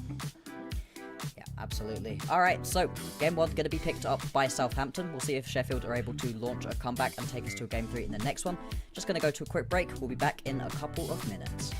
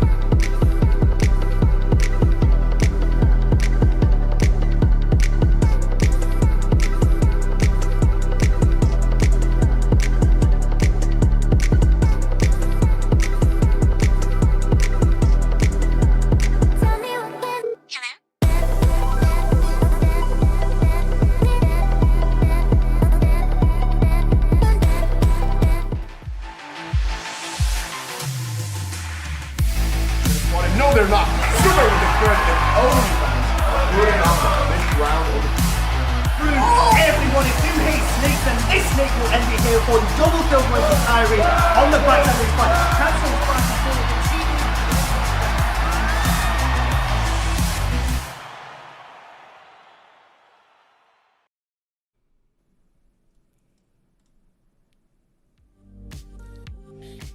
Alrighty, hello, welcome on back to our game 2 of this matchup between the Universities of Southampton and Sheffield. Southampton able to pick up game 1 in very impressive fashion. The mid lane matchup specifically was just complete and utter domination for the side of Southampton. So it's all on Sheffield right now to get themselves back into this game. I'm still Black Boxer, this is still Ashy. We're excited for this game too, yeah? Absolutely. I'm really interested to see what Sheffield can do to just answer Southampton's sort of, not, I wouldn't call it a domination, but also I would. It was a really interesting game because Southampton was so far ahead at points, but also Sheffield were bringing it back. It was just that those ending team fights that really sort of put it onto Southampton. So I really want to see Sheffield sort of give their all in this game. I want to see them come into these team fights not down by a massive chunk of gold, you know? The early game, it just didn't work out. The Scalio pick specifically was something I think that we weren't loving out of Mreh. Now, obviously, Mreh has been having some PC troubles. I wonder if that might have been a part of it. But still, the Swain was just incredible out of Syracuse. I really enjoyed watching that Swain play. And once you get a couple of kills onto the Swain, once you have that Malignance and then the Rylai's, it's almost impossible to get away from the Swain. And then you also are taking so much damage and he's healing for so much the entire time. It makes it really tricky to play around. So maybe the Swain is something you could potentially look to ban away, give your mid lane a little bit of a stronger matchup. Top lane, I was saying it beforehand, it's just going to win. Top lane is fine. They're just going to be absolutely a-okay. You'd have to put a lot of focus into Akers to stop him from being fine in any lane matchup. So I think I'd like to see a lot more focus towards the bot side, actually, around this play, and not give yourself a bot lane that has to scale for 30 minutes before it's useful. Yeah, I do think that I want to see Southampton ban the Smolder this game. I don't think they should let it through. Once again, as we were discussing in the last ban phase, they shouldn't let Smolder through. But if they do, they've shown that they can play against it, though it was getting massively strong towards the end of that game. It was. That's the thing with the Smolder. You can get so far into a game and be down so much gold, but eventually the Smolder is just able to pretty much 100 to 0 people with just the sneeze, just the E, the little bubble that goes floating past. It should deal about 10 damage, but the point at which you're executing is just so high that you could just get all of those kills. It's completely insane. I think it's really fun, and it makes teams try to play around the early game a lot more when you're up against it, but you could also just ban it and not have that stress, you know, at the end of your game. Yeah, it sort of removes that sort of pressure they have to end the game so quickly like they had that game. But also it opens up so many more comps for Sheffield. I really do want to see what the bot lane will pick out if they don't have to pick the Smolder, or they don't get to pick the Smolder. Yeah, I mean, what are the other potential pickups? Because the Varus is, I'd say, the next most priority pickup. Something I've been looking for a lot more out of teams is the Jinx. I think the Jinx is really, really strong. It's not been picked up that much because I think teams who are looking to go late and have a hyperscaler are much more interested in just grabbing themselves the Smolder. Awesome, wonderful, but I think the Jinx still has a place. It comes online a lot quicker on than the Smolder does, and short of the window at which she's useful, it has been reduced. You come online a lot later on than a lot of other ADCs, and then if you've got a Smolder as your opposition, that cuts you off. That Smolder will outscale you at the end. But during that window where you are super strong, that 2 to 3 item point, the Jinx can be really good. But there's also things like the Senna, the Ezreal. These are all pickups that are absolutely fine. The Kai'Sa, again, not something we've been seeing that much. It's a completely different style. It's not the same level of just poke or late game scaling. You're actually looking to scrap around the 1 to 2 item point, and I think that could be a great change of pace potentially. Absolutely. I think being able to see how both teams play without a Smolder on either the enemy team or their team is going to be really interesting, because obviously they had the Varus, Southampton had the Varus last game and they played that incredibly well. Snow, some of his arrows were really, really impressive, honestly, seeing just some random kills in team fights. Sniper, and especially that one kill where he got dove by the Vi and he was able to turn it around, managing to pick up the kill and survive on such low HP. I really, really loved that. but also, will they go for a different comp if they're not against a Smolder? Will they not pick up the virus? Will they try for something different? It's going to be certainly interesting to see. Yeah, it would be really nice to see some more unlocked play, I guess, because in this game it didn't really feel like it was ever about the virus. You know, there was a couple of moments where it was like, awesome, we can watch the virus hit a snipe, which was awesome, but then you were much more interested in seeing the Smolder scale, watching what Akers was doing, and then obviously the Swain. I feel like you can't really describe this game without bringing up how incredibly strong the Swain was. I don't know, I would really like to see these two teams match up with very different compositions, not so much pokey, some more straight up 5v5 mauler comps, and on more even footing. By the time we got to the actual team fights, there was quite a big gap, really, between the two teams. Honestly, yeah, there was the massive, but the gap was sort of like different on both sides. We didn't have a team gap, we had a lane gap, so we had obviously Sheffield stronger in the top lane, but Southampton stronger in the mid lane. It was definitely a battle of heroes in this game. Syracuse versus Akers, and they definitely had their bouts, but Syracuse are obviously coming out on top. The Swain pick's so strong, getting so far ahead with that early lead, where Murray was letting him just get so much CS on him, and obviously picking up the item first, the Malignance, was such a strong power spike that he just got to snowball completely. Yeah, it was just so strong, and the Swain isn't actually something I've been seeing too much. I mean, a little bit in solo queue, but in competitive 5v5 you really don't get it. But I think that's also another one of the really big joys of University Esports, because these are players who just have joined this university, hopefully for lots of reasons other than their League of Legends team. You know, you usually pick your university for things like the course and where you want to live in the country rather than how good they are at League of Legends. So you've just been thrown together as a group of players, and sure, right now, in the game, Volibear is the strongest jungler. But if your jungler doesn't play Volibear, okay. If your mid laner doesn't play Hui, they don't play Hui. You can't force them to. They're not going to be good on that champion. They'd be better on the things that they are actually individually good at. And I think that's the best thing that I enjoy about University Esports, is you just get whatever somebody's good at. We had a Shaco one trick a little while ago, who was just great on Shaco. Was it good in the meta? No, absolutely not, but they were good on it, and it means that you get such interesting compositions. I really love it. It looks like Maria is still having PC issues, so Southampton are having Sheffield, isn't it? They are having to find a potential sub for the player, so we are going to head to a break here before we go into the next game.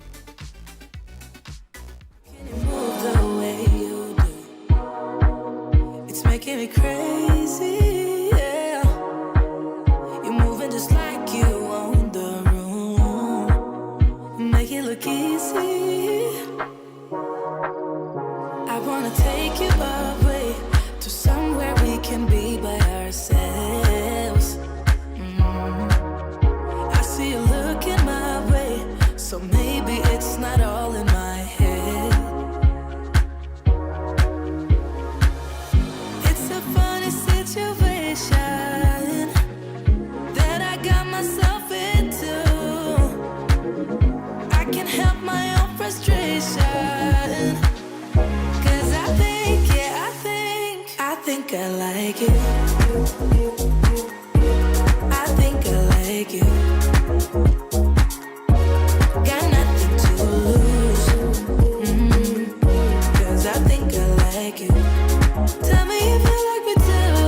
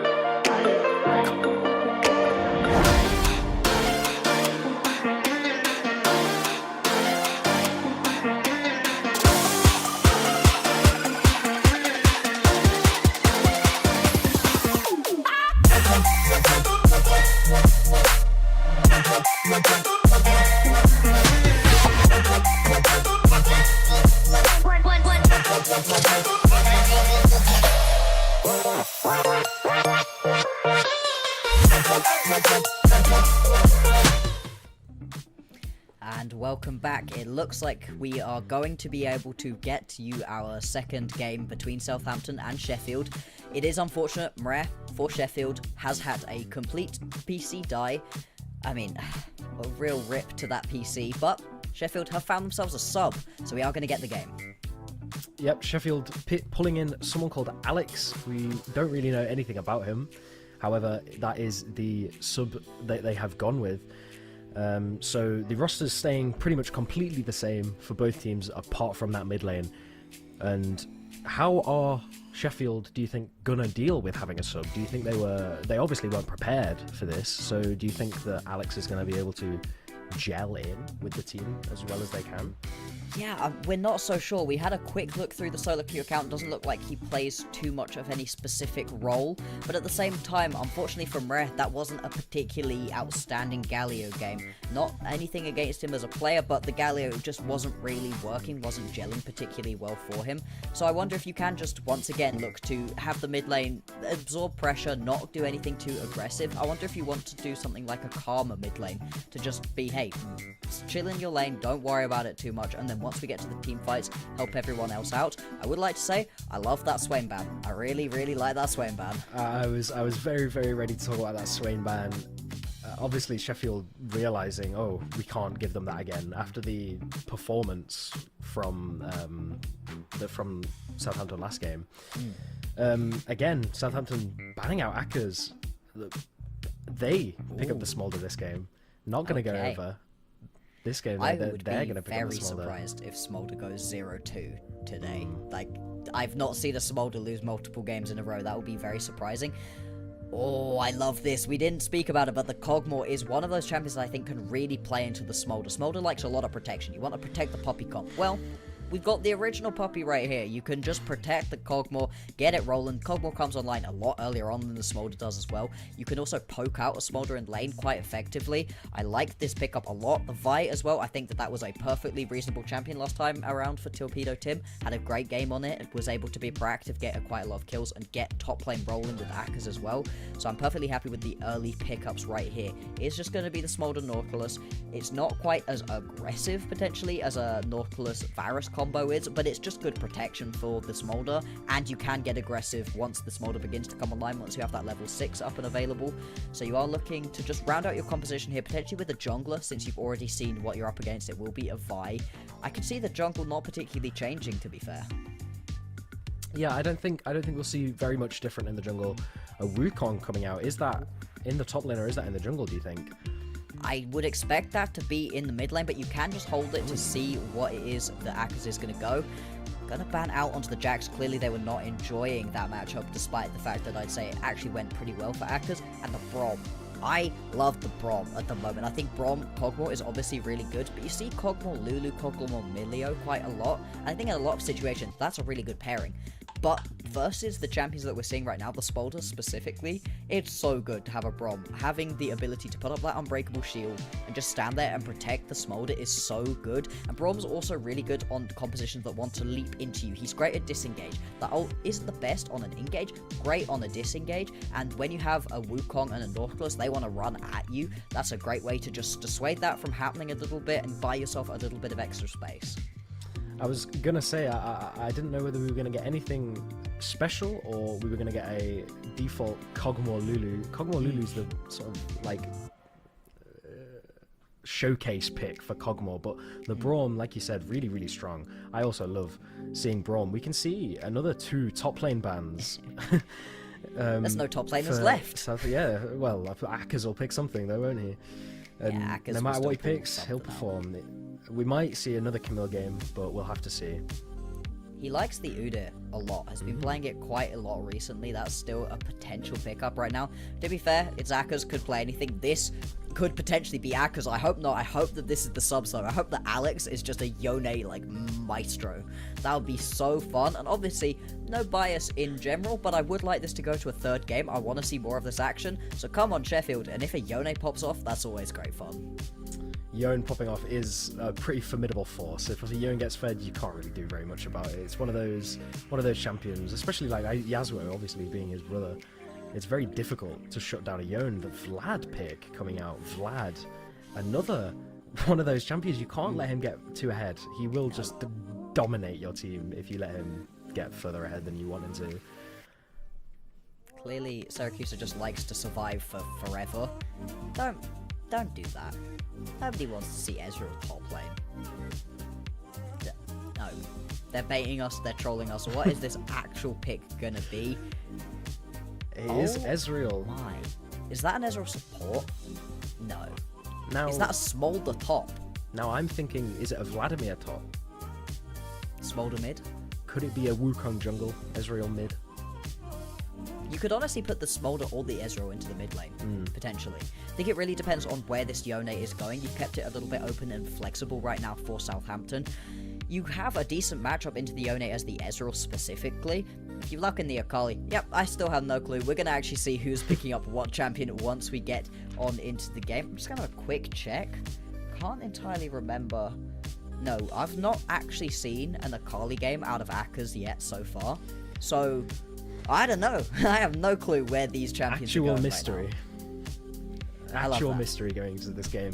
Yeah. We don't know what the setup is for Southampton, and we don't know who's playing what on Sheffield. Let me go out on a limb here, yeah? I'm going to make some big brain I'm predictions. ready for this. The Vi is in the jungle. I think Wow. I'm pretty safe making that bet, Right, yeah? okay, I think okay. the Brom's the support, and I think the Cogmore is the ADC. That, I'd go with that as well. I agree with that. I really hope that the Nautilus is in the support role for Southampton, but beyond that, I'm genuinely not sure. I've seen Smolder mid quite a lot recently, and it's pretty good, but I don't know particularly how much you want to play it into the Yone or the Akali. I think you'd prefer the matchup into the Akali, to be honest. You just need to stay out of the range of her shurikens. It's a little bit easier than constantly being jumped on through those dashes that a Yone has. At the same time, both of those are terrifying matchups. I think the Ezreal, to be fair, has a much better time into pretty much either of these, either the Yone or the Akali. You can poke out pretty effectively. You're very safe as well. But then again, if you did just want to take the Smolder out of the bot lane and just not worry too much about the individual mid lane matchup, you could just put the Vladimir up into the top lane, and then you've got an Ezreal plus Nautilus. That's a pretty terrifying combo for a Cogmore who really just wants to sit back, relax, and not get too involved early on. It would be really interesting if it was a Nautilus jungle, I think. I think Nautilus jungle is I've deceptively not strong. seen it in a while, but I've seen it, you know, it's sort of a solo queue pick, I'd say, but Yeah. I wouldn't say the University Esports is too far-fetched from solo queue No. games. Everyone's playing like it's solo queue. it really is. It's definitely a lot different to sort of like official stuff like LCS and things like that, but will we see it, or will we simply see Nautilus Smolder dominating that bot lane with the pressure that Nautilus presents? Always Nautilus bringing that pressure. But Absolutely. Braum Conqueror, Braum is such a strong, especially into the Smolder. He can just Yeah. negate all of that damage. I mean, and then you've picked yourself an Ezreal into a Braum. That True Shot Barrage all of a sudden does a lot less, so you could just chuck up that Unbreakable. You can't get through it all of a sudden. A lot of what Ezreal wants to lay down is stopped by a Braum, and I think that's one of the reasons I like Braum so much, is he's a great nullifier. He can stop a lot of what you're actually trying to put down as the team comp that has been picked up right here. But at the same time, it's just the Braum. Everybody else, actually, for Sheffield, kind of just wants to go in. They are much more excited to just get into the backline, try to assassinate onto this Smolder and this Ezreal. Ezreal, pretty hard to lock down. Smolder is incredibly squishy if you can get him away from a wall. Obviously, the ability to flap over those walls does mean that he's not the most immobile of the ADCs. It's not immobile like, I don't know, say a Cogmore. That's a pretty immobile ADC, so I could see a situation where the Wukong and the Vladimir could just get on top of this Cogmore incredibly easily. I think as well we have to consider that although the Sheffield have that dive comp with the Vile, they have the Yone ult, they have the Akali ult, they have all of these ults that can get them into the middle of a teamfight, and Braum that can just follow that. Braum can get into the middle of all the action. He uses ult. Braum ult can be absolutely like fight turning, because it can just completely stop everything that Southampton want to do here. And Cogmore, when Cogmore gets a couple of items, that damage, you can't ignore it. You cannot ignore Kog'Maw damage, especially with the ults from far away. It can just melt someone. Yeah, you can just get taken out so incredibly quickly, and it's all about positioning, I think, in this game. Who is going to position better in a lot of these team fights to just keep themselves out of harm's way and make sure that you don't end up getting taken down by a stray True Shot Barrage. You know, just even a stray Ezreal Q potentially could end in a kill if these fights are getting pretty close. I do worry a little bit, I've got to be honest, for Southampton when there is a Yone and a Akali on the other team, because at least one of these is going to go into the hands of Akers. I would imagine it's going to be the Yone. I think that's more in Akers' wheelhouse than the Akali particularly. But either or is terrifying. We saw what he could do on that Camille in the previous game, and Camille is great on the split push, really good in an individual 1v1, but not so great in a team fight. If it is this Yone, oh, I love the potential of a Fate Sealed out of Akers landing onto multiple members. There's a great way to just be able to completely change the landscape of a team fight. And I think we're also going to be looking at these junglers, right? In the last game, there was a lot of proactivity out of both of the junglers, but it wasn't quite able to land in the spots where it was really needed. Sure, you managed to get top lane working, awesome, perfect, out of Sheffield, but you really need to be able to step up and get your bot lane, your mid lane rolling in order to have a fully complete team comp once you get into these mid-game team fights.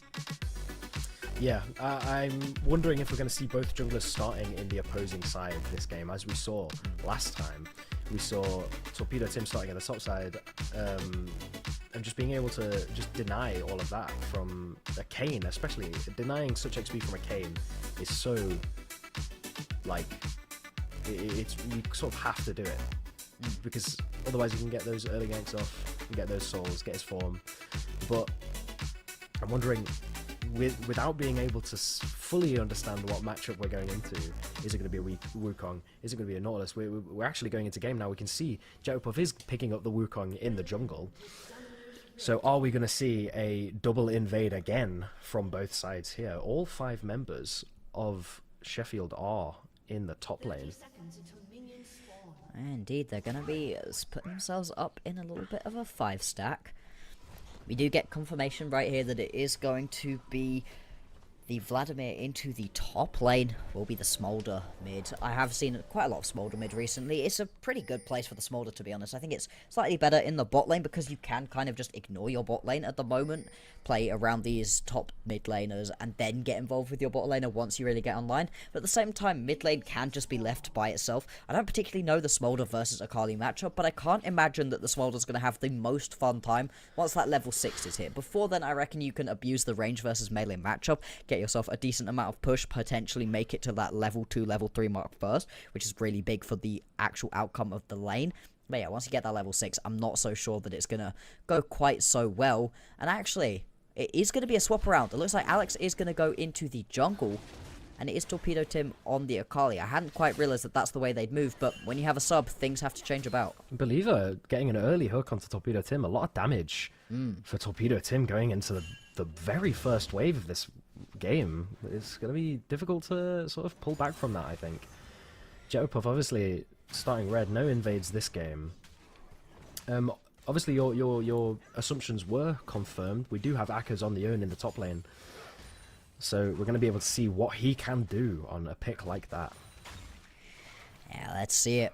This Wukong is going to be starting down towards the bottom end, and this Wukong at the moment is just super strong as a straight-up engaged champion. You've got to be ahead of the curve, really, with this.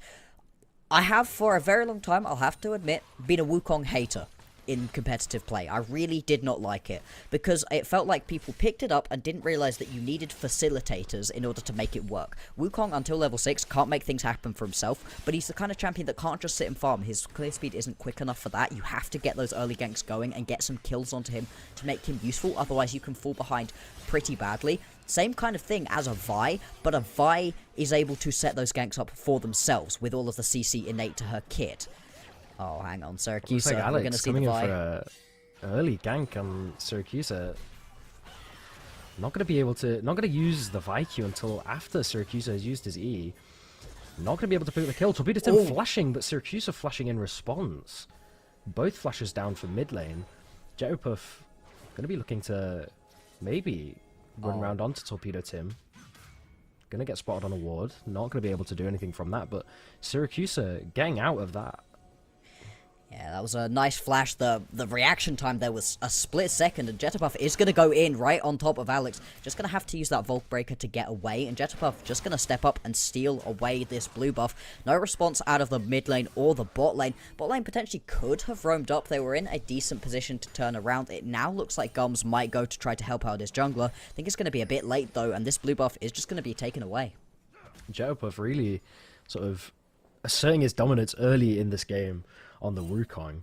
Believer really looking to defend here because, as we can see, Alex is making his way sort of into the bot side here. Are we going to see an early gank? Snow getting a little bit of poke on. Gums managed to get the Q onto Believer. Believer is going to not get stunned. There the it flash is. coming out from Boxers. Ignite coming out from Gums.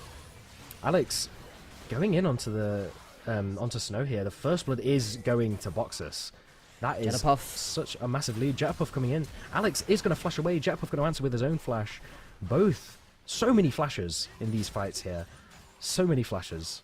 Yeah, very few flashes are going to remain. Snow going to be able to keep his because obviously he got that arcane shift, but otherwise all of the flashes going to be going. Boxers manages to pick up that kill. We are very happy about that one as a desk because last time around, looked like Boxers was just allergic to finishing off onto the kills, and it was putting them in such a bad spot. This Cogmore is the same kind of champion where you need to get those kills if they're happening in your lane.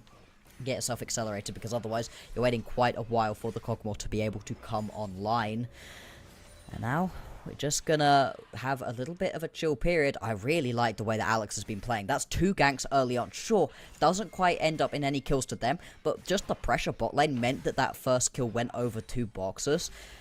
Does end up dying for it though, unfortunately. Aka's gonna do a decent chunk to Cassante, but not quite gonna be able to get that one. Uh-oh, Boxers. Believer and Snow, are they going to actually look to dive this? Is Boxers going to be able to respond to anything here? Believer Get a kill might back. fall. Believer does fall. Snow picking up the kill on Boxers though. Is that worth, do you think? I don't think that's worth for Snow and Believer because you don't even get to just shove this this wave underneath the turret and get it entirely because you have got Gums who has now responded. You managed to get the kill, which is good, but that's still 2 over to Boxers. I'd be happy about that one. We can see Alex is going to head straight over to these grubs, pick up all of them. There's a lot of debate at the moment if you should maybe only take the first one and then run. It gives you the most XP, it gives you the most bonuses. But at the same time, if you can get all 3 of them, he's just going to have to smite this one if he has it, otherwise Jetterpuff's going to steal it. Jetterpuff just going to walk up. Doesn't get the Void Grub. Alex does manage to pick it up, but is he going to die here? Jetterpuff really able to. Akaz is walking down. Alex does get out on 1 HP. Cassante ghosting. He's going to be able to pick up the kill on Alex. Can they do anything to Akaz here? Akaz is being really aggressive when he knows Jetterpuff is right below him. We could also see Believer walking up into the top half of this map. Yeah, looks like not quite going to be able to punch anything onto Akaz. The fact that Alex was able to pick up that kill, neither of the junglers having a smite for that final one, so it literally just came down to a punching match. Always quite funny to watch between the two. Because of that roam up that we've just seen out of Believer, there's going to be a ton of the pressure bot lane. Snow just going to be pushed back. Isn't going to be dove. It's really tricky to dive onto an Ezreal. I can understand why Gums and Boxers decided not to do that. But they're still going to grab themselves a turret plate. So the turret plate battle in the bot lane is going to be even. Right now, the CS leads nothing too much to write home about other than in the top lane, which... yeah, I mean, once again, as expected, you are going to be in a really strong position as Akaz on this Yone. That's the exhaust coming out onto Boxers. Gum's going to respond with the shield there, negating most of the damage onto Boxers. Actually, full health. Snow going to Arcane Shift in. I'm going to see the True Shot Barrage coming out to chunk Boxers a little bit. Yeah, decent little chunk of damage. Though we do see Alex right above them. Here's Alex looking for a gank here. Doesn't look like it. He is just going to look to pick up this first dragon. Does he have the priority? Believer going in. Manages to pick up the hook onto Gums. Does Gums fall here or does Believer fall? Boxers with so much damage. Boxers getting a 3rd kill onto Believer. And Alex coming in. Jetterpuff though. Arcane Shift. Jetterpuff with the answer. Is Alex going to fall here? Alex getting really low. The ult from Jetterpuff manages to pick up the kill onto Alex. But does another kill go onto Boxers? Oh, Boxers is so strong. Gets another kill onto Jetterpuff. What an incredible display. Whoa. I didn't even see Torpedo Tim coming in here, but Syracuse obviously being followed down by Torpedo Tim, but getting a kill. Can Torpedo Tim also pick up this kill on Snow? It looks like it will happen.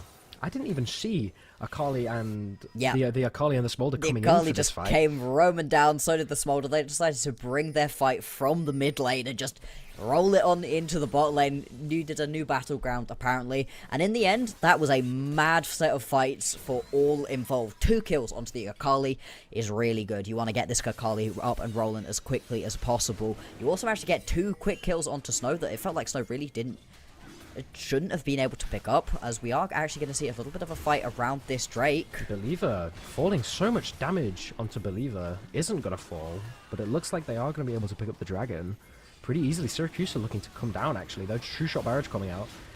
Believer hitting a hook onto Alex. Alex is gonna living Alex. 1 health. Gums managed to get out as well. Snow with the... Oh, Torpedo Tim flashing in. Managing to pick up the damage onto Snow is just going to be able to one-shot him there. Torpedo Tim is looking for more here. Gum's going to come in with the Blast Cone. Torpedo Tim is just looking to whittle down Jettopuff even further here. Crazy set of plays right there. It is going to be the Chemtech Drake going over to the side of Southampton. Top lane going to be a big play. Can Akers get this kill? Akers. Cassante managing to sort of live there with the Vladimir ult. Does he know that Akers is still here? It does not look like Akers going to pick up the kill. And it looks like he might be able to pick up another plate here. Jettopuff is here though. Picks up another plate. Jettopuff not going to be able to get onto Akers here. Is this a good idea from Jettopuff? I don't know. I don't think stepping up to Akers is ever a particularly good idea. I think he knows. I think he knows his place. He's realised I'm not going to win that fight, and he's wandered back away. Alex, not having the best time, it must be said, down 0-4, but is in the area once again to look for this next set of grubs. If you could pick up all 6, that'd be great, especially for Akers and Torpedo Tim. You've got a potential for a great 1-3-1 composition with all of these champions. So if you're able to get these grubs, it just means you're going to do that much damage to the turrets. At the same time, with your Vi being pretty weak compared to your opposition Wukong. Oh, Boxus, is he just going to get dove again? Hang on. Boxer's flashing. Doesn't actually get dove. Believer falling out using the hook to get out of that tower. There is a... Not a fight, but Jettopuff and Cassante are just going to look to pick up these grubs while Alex moves to the bot side. Looks like they're not going to be contested whatsoever unless Akers decides to walk down and have a look what's going on. It looks like he might be. Yeah. Will Jettopuff get caught out here? Gets 2 of them, uses the smite for the second one, is going to run away from the third. Akers is just going to chase. Just going to ult? No. Akers I know Akers and how much he would have wanted to go in on that one. Just gonna back it back out. Still, managing to pick up 2 right there from Jettopuff is really good. Stops there being any of those void mites to deal with the towers. Still, 4-2 is going to be an advantage for Sheffield, but not massive. Southampton aren't going to be too worried about that one. Gold advantage at the moment is the bigger issue, about 2,000 in the favour of Sheffield. Akers has his ult now. In that fight against Jettopuff, he didn't actually have his ult up. So we might be able to see a flash coming in from Jettopuff. Surprise onto Torpedo Tim. Jettopuff picking up a kill, a shutdown actually. It's going to be massive for Jettopuff here. Though Syracuse are not having a really great time of it on the Smolder here, but as we saw last game, the Smolder is for the late game. Alex hiding in the bush, picking up the hit on Believer. Gums all coming out, True Shot Barrage. Going to be able to pick up the kill onto Alex. Can Boxers pick up the kill, or will Snow pick up the kill? We've got Jettopuff coming in from the back. Boxer's going to ghost to see if he can get out. Jettopuff going to hide himself. Misses. Gums misses the Q. Gums, it looks like Gums Boxers is going to go down. turn this. Boxers turns. Akers has TP'd in behind, and Snow is going to fall. There we go. Huge TP coming through out of Akers. That was an incredibly long fight right there. Boxer's going to come out on top. And this Cogmore is rolling. We saw it in the last game when Boxers was on Smolder. A couple of team fights just not going his way, not quite picking up the kills. Absolutely not going to be the same problem in this one. With the Bork already completed, this Cogmore is rolling through enemy health bars and picks up so much. You can see in this gold gap, almost 1,000 up over the opposition. And Snow's not been having a bad game. Boxers is just on another level right now. Absolutely. Boxers being able to turn that fight and get another kill onto the Cogmore is such a formidable kill. 6-2 on the Cogmore. They're going to have to really try their best to shut this down, but we can see it as well. Akers with a 350 goal shutdown. Akers cannot be ignored. We need to talk about the CS gap in the top lane. Yeah. I think we can't go without talking about Akers being 50 CS on top of Cassante here. It's just Akers things. It's This is just Akers. the way that Akers Akers rolls. is showing his prowess in this top lane here. Yeah, I mean, no disrespect whatsoever to university competition, but this man has been smurfing on the best in the UK throughout the Absolutely. entire year. So smurfing on people from universities, it's all in day's work. Gonna get a bit of a skirmish up against Cassante right here. He's just Doesn't gonna pick up the actually tower, care though. about Cassante, does he? He just wants that tower. Yeah, he just gets that tower, just gets that gold. First tower on the board does go to Akers, and he is going to back. What are we going to see for the second item, do you think, on the Yone? Oh man, I mean, considering the fact that it's Akers, it's going to be something crazy. I mean, for the minute, I think you just want to go for an eye edge, right? You just pick up extra damage. You want to be just the biggest brawler right now. I don't think it is going to be the eye edge next. Nah, because picked up a vamp sector. A vamp sector, so that's not what you're going to be going towards, but I don't know, I would have just gone for extra damage, but maybe that's me being a little bit crazy for this one right now. And this game is just going so much better for Sheffield. They really want to send us to a game 3 right now. The top lane is rolling, but that was happening last game, but you're not just relying on Akers carrying you through this game. Your bot lane's doing well, your Akali is incredibly fed as well. It's only really the jungle that's not in the best spot, but I don't think that particularly matters. Alex has just stepped in as a sub, doesn't really play any lane particularly in solo queue, so is just stepping up to help out his university right now, and is doing perfectly well, picking up the objectives with the team. That's all you can really ask for. Both junglers are in bot lane now. Alex obviously in that small little bush, and Jettopuff behind this wall here. Neither team seems to know that either jungler is here, but Alex has walked off to do his grump. Is Jettopuff going to be able to pick a fight here? He is. Jettopuff going to go in. We're seeing a lot of damage come out onto Boxus, but no kill so far. Boxus going to go down, but it goes down to Believer. The 600 goal shutdown going straight onto Believer. That is not who we wanted to good see that flashback. on. Gums living. Wow, nice We from do Alex see to the- be able to keep Gums alive there, wasn't it? But you are absolutely right. 600 gold shutdown onto Believer. That's not what you want to see at all. Boxers just stood in that fight and was happy to just keep trading autos. It forced Snow away and meant that Believer was the one to pick up the kill. Still, it's a massive shutdown. You stop Boxers from rolling as he was already. So you're going to put yourself in a pretty good spot, but that Rage Blade is going to be coming through very soon for Boxers, so putting himself in a great position to carry this game potentially. It's super back and forth. The 2,000 gold lead has maintained though. We've got a while until the next set of real objectives. The only thing to particularly play around right now is the Herald. Alex instead going to hover around this bot side, but there are 3 members of Southampton Torpedo around. Tim going to actually get hooked by Believer. He's going to be able to pick up the kill though. Oh, Believer. living on 1 HP. Torpedo Tim going to flash. Jetpuff going to look to counter this. Gets ignited. Torpedo Tim isn't going to go down, but it's can Syracuse actually pick up the kill. Going to be chasing. Gets the E. Torpedo Tim really, really low, but doesn't look like he's going to get caught here. We know the mobility of an Akali. Can just get out, though. It does look like he is going to get caught here. Yes. And the shutdown goes over Cassante. I think you're actually happy about that one. I've got to be honest. Giving that over to the Vladimir, who's been put in the dirt a little bit by the top laner, rather than the Smolder. You take those. You definitely take those. Making sure the Smolder is as far away from getting online as possible is definitely the way that you want to be going right here for for Sheffield. Southampton, though, you're still going to be happy about that one. Just getting some extra gold over onto this Vladimir is great to just keep him able to play in this game. You asked about the second item to come through. You can see, yeah, it is now completed out of Akers. He's in such a strong position right now. The Immortal Shield Bow just going to keep him alive for that much longer. But also, it's pretty tricky for him to find a real lane to push in massively, because there is decent enough and long-ranged enough wave clear out of Southampton that means he can't constantly just step up to these waves. At the same time, though, you're just going to keep getting stronger and stronger as this Yone. Yone, a champion that scales brilliantly into the late game. It does look like he is just going to be left to deal a lot of damage to this tower in the bot lane. Syracuse is making his way, and so is Believer.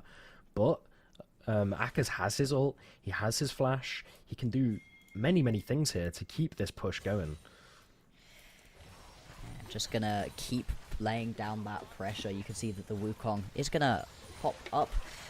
Jetterpuff would like to get involved in this bot lane. If you can grab a shutdown, a 500 gold shutdown right now onto Akers, that would be huge. He's just going to hover around in the area, has the ability to get over the wall with the ult. Not going to go for it. Akers popping that soul unbound. He wanted to fight right there. Running out of the Q tornado, just in time for Syracuse, I suppose. Syracuse are getting saved by the small timings, but can Akers look to do something here? It looks like Alex is going to come in. Syracuse are having to back away from this tower, run the risk of getting dived at this point in the game. Probably a bad idea. Gums is going to walk into Jetto's jungle. Jetto is going to pick up the red buff, but he is in a very dangerous spot. Alex seems to be looking for an engage, doesn't get the chance. But Akers in this bush, they don't have any vision. Is Syracuse going to push up? No, Akers is going to make his way out of the bush just to keep the lane shoved in. What are we going to see from Southampton here in response to the pressure that Sheffield is putting? Boxers? Oh my A lord, lot if he'd have of got hit. pings. Boxer's flashing on the spot. A little bit of a misclick there, I think. Boxer's going to go down to Jettopuff. Snow is going to live. Gums. The Akers, the Yonal coming out. 3 people, it looks like. Smolder are going to come out from Syracuse. It looks like Sheffield has actually lost that fight. A little bit of a misplay from Boxers, I think. Yeah. I don't think he flashed as far as he may have liked to. No, not quite, let's say. It was a little bit of a misclick, we'll call it that, and Akers still going to be trying to deal a bit more extra damage to Snow. This is just going to result in the Drake going over, going to be a second picked up for Southampton. They're obviously looking to close out this series in a clean 2-0. They can pick up this game, they're going to be very happy moving on to the next round of playoffs that we'll be seeing next week. Herald going to be dropped into the mid lane just to get some extra damage onto this turret. I think they're going to be able to take it out as well with those extra Void Mites to help out. A lot of members around for a fight though. Gums getting caught out. Is Gums going to go down here? Syracuse picking up a kill. Syracuse, the Smolder, picking up a kill. That's absolutely massive, as we saw last game. Smolder picking up kills is not what Sheffield wants right now. No, absolutely not. You've got decent late game scaling as Sheffield. You're perfectly happy to go late with things like an Akali and a Yone, but at the same time, you don't want to go late with a Smolder. It's never going to be a good idea. And beyond that, I was talking about early on in the game how I don't love the Wukong because you have to stay ahead of the curve and he doesn't really have tools to get himself ahead of the curve. Well, as a Vi, you have the tools to get yourself ahead of the curve, but you still have to stay ahead. You really haven't managed to do that as Alex, unfortunately. Of course, we're not going to be laying too much blame onto somebody who just emergency subbed in. We're very thankful to them for joining us and making sure that we could watch this next game. But at the same time, only just managed to complete that first item, the Sundered coming through, that is in just a really weak position. Basically just an ult bot at the moment. And it's a good ult, don't get me wrong, but you end up dying almost as quickly as you are able to hit the ult by the time you even get there. So it's just not ideal. The cease and desist, if it lands, is going to be really impactful onto Snow. Potentially, that would be a huge pickup, or onto Syracuse. But because of the weak position that Alex has found themselves in coming into this mid-game, it makes those kinds of plays incredibly tricky. Sheffield in a weird position here. They're both teams actually looking for a fight. Looks like Snow is the target. Jetterpuff going to walk into a bush with Gums. Gums is going to get out of there before anything can happen. But Jetterpuff is going to push in and clear this ward. He's going to carry on putting Gums this pressure. in that situation. Yeah, me too.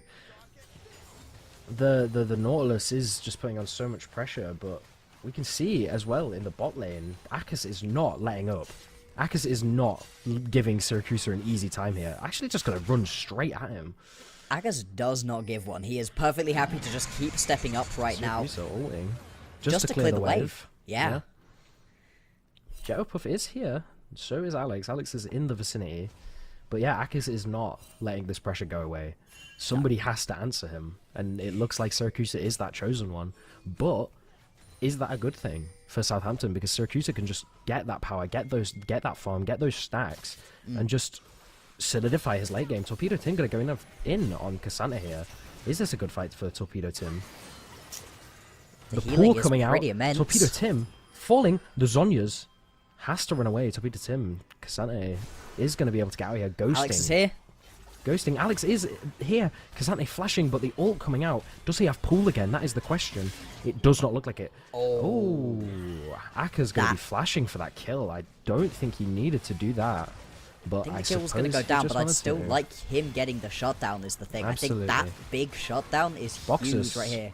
Oh. Picking up a lot of damage on Syracuse, but Syracuse is not going to fall. They don't have the Viol for this fight, but they are going to be able to stun Believer. Is Believer going to fall here? Believer is going to fall. Aka's going to pick up another kill. 5 kills for Aka's so far. True Shot Barrage coming out. They are going to be able to look for this Baron, I think.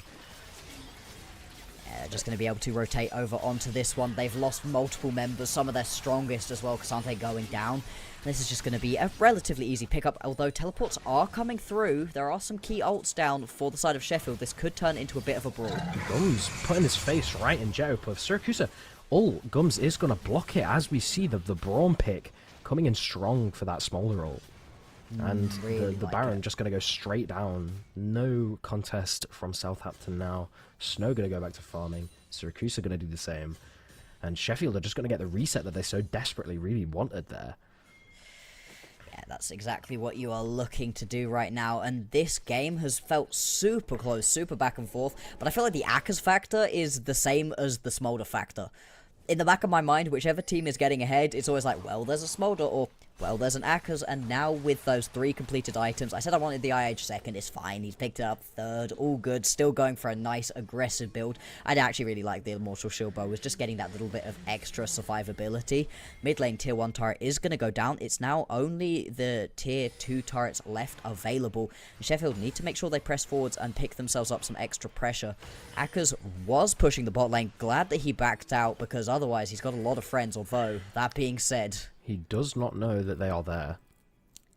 Unless he has some insider information. He doesn't know that there are 4 people in that bush. There's the insider information. There's the insider information. They are going to want to fight for this dragon. Aka's going to soul them bound here. Go on to Jetto. They might be able to pick up this kill. Gum's going to pull out the Brommel. And we can see now the actual execute lines throw the Smolder. Oh, good hook.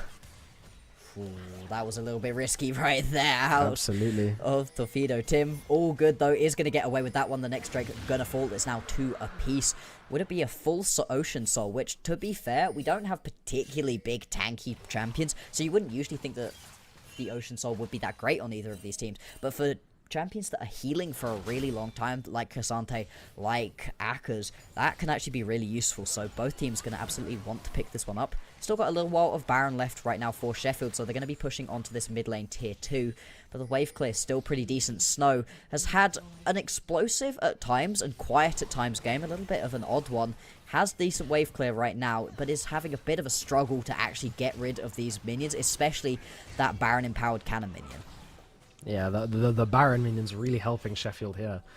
But we have to consider the Smolder. The Smolder has his execute now. We have to understand that that is only going to get stronger. Sheffield really need to pull this game out. The Smolder ult coming in very early. Going to actually hit Akers, but Akers just not going to care. Cassante is going to go in. Pool coming in.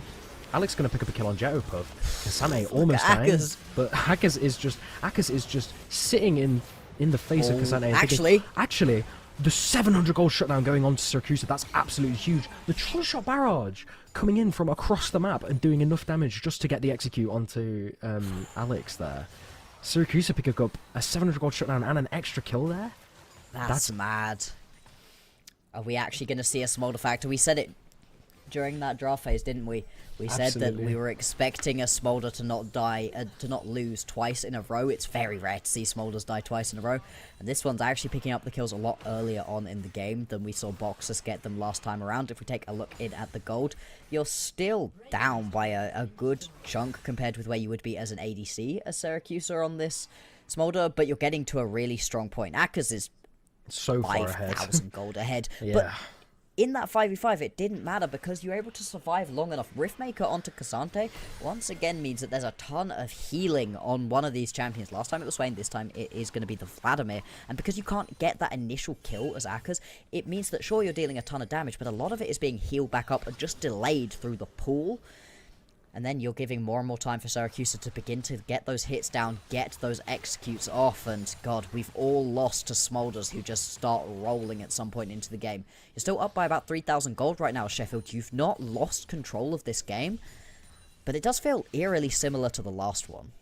Absolutely. I do think Sheffield need to look for a game-winning fight. I think they need to look to fight, they need to look for an objective, they perhaps need to look to end on this Baron.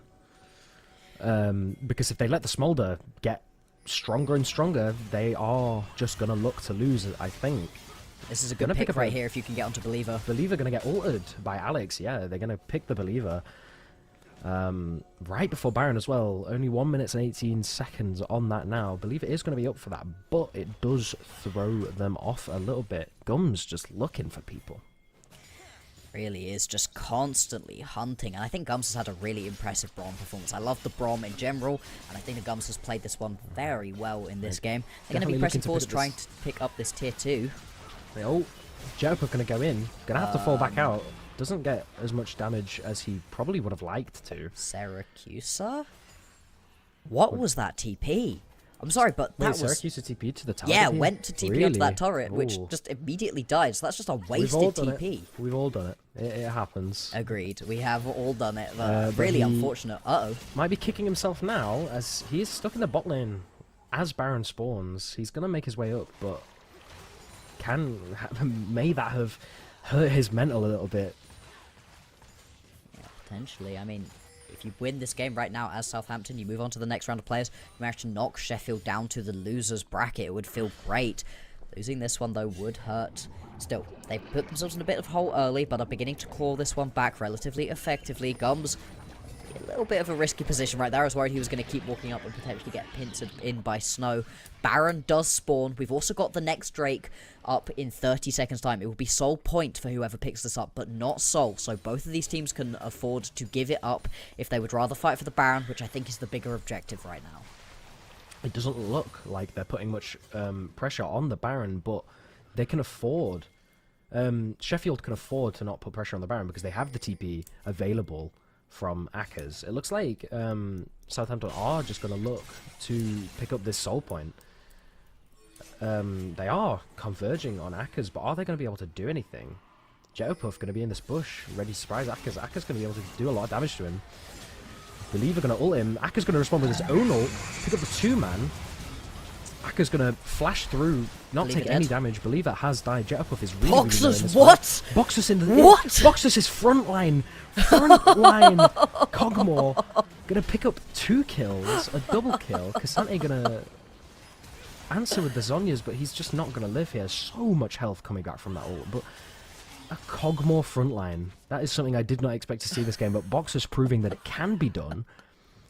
With all 4 items he has, they might be able to push to end here. This is the... Like I was saying, they needed a play. They needed a play, a fight to end, and that might just have been it. Cassante not going to be able to defend against this, I don't think. 20 seconds. 20 seconds until the other big carriers are going to be alive. Believer has come back, but he is just dying again. Box is putting out so much damage. It doesn't look like they're going to be able to close the game out here, but they do get that Nexus Tower, and they are going to be able to go and pick up the Soul Point Dragon. What a huge fight from Sheffield. Oh, I like these pings. I really like these pings right now out of Southampton. Throwing a Hail Mary right now and just going straight for the Baron is a really good idea. Although I do wonder if, yeah, it looks like Sheffield aren't going to head straight towards that Drake with all of their members as expected. They're just going to leave Akkers to get it. Has got the TP to get back. They don't actually know this has started now. Now they do. It's going to be a bit of a scramble. It's going down pretty fast. Gums does have all. They do have all ults available for Sheffield. Are they going to be able to even contest this Baron? Southampton are going to pick up the Dragon, but Akkers. Gums. Syracuse are pulling out the ult. Gums Fate looks sealed. like he might fall. Gums has fallen. Fate sealed from Akkers are going to be huge. 3 kills going out to Sheffield straight after Baron. 3 Baron buffs gone. Akkers, oh, so close to stopping that back from Cassante there. Not going to be able to. Looks like Southampton are going to be able to defend once again, but they're gonna have to. They might have to give up an inhib tower in top lane, just because they can't fight right now. No, I mean, these Baron empowered minions means that it's a little bit slower to be able to take down these towers, but I'm putting quite a lot of emphasis on the little bit right now. We've got 20 seconds until Jeddah and Syracuse are going to be back up and available. That is going to be 3 of the inhibitors falling. They're going to push for an end. Casante's wave clear is just insane, though. Akers is going to be just bonking the tower as much as possible. Not being able to do much. The Baron empowered minions simply telling them no, along with Casante's wave clear. Believer is going to be standing at the edge of the base saying, get away from my home. Get out of our base. And God, again, I would like to reiterate this for anybody who didn't hear me say it in the first game. This game should be over. I should be 100% certain that Sheffield are going to win. I am, in fact, 99% certain that Sheffield are going to win this game. But there's a 1% of me, yeah, there we go, observers. You know what I'm talking about. This little guy, this little dragon, is the reason that I'm not 100% sure. Syracuse has had an excellent series so far, and this dragon is incredibly strong. 3 items completed, well on the way to that 4th. 4 items is the point at which you are absolutely terrified, but with only 1 base turret remaining, it's still terrifying right now for Southampton. They're going to have to play a team fight absolutely perfectly. It looks like Sheffield really want to end this, as they should. Akker's going to hit a Q onto Snow, but Snow just going to eat out of there. Smolder got it. Smolder is now 4 items. Smolder has 4 items. That is so scary for Sheffield. They need to respect it, and I think that's what they're doing. Wait for the minions. Akers is being really aggressive. Akers wants a play here. Has fate sealed. Akers wants this. Akers wants this hero play. So does Syracuse, though. These think two are both- absolutely drooling it. Gums. Where's the engage? Who's going to go for this? Something has to blow right now. Snow clearing out the wave in the bottom lane. There's so much building up. Who is going to go in first? Is it going to be Believer? Is it going to be Gums? Is it going to be Akers? Who will start this fight? Looks like Syracuse picking up a lot of damage. That's the Unbreakable down, which is a pretty big cooldown. It's not that long at this point, but still Akers potentially going in. Akers not able to get the fight that he wanted. Still holds the fate unsealed. How many stacks is this Smolder on, by the way? If we could get a little check on that one from production. Yeah, that would be 360. Yeah, 360. he's fine. Yeah, he's all right. This is a Smolder angle. We have to watch it, even though Sheffield have destroyed a Nexus Tower. They are looking to end. They can't step up. They can't. They're going to have to wait for the next Baron in 2.5 minutes' time. They can get themselves Soul in a minute.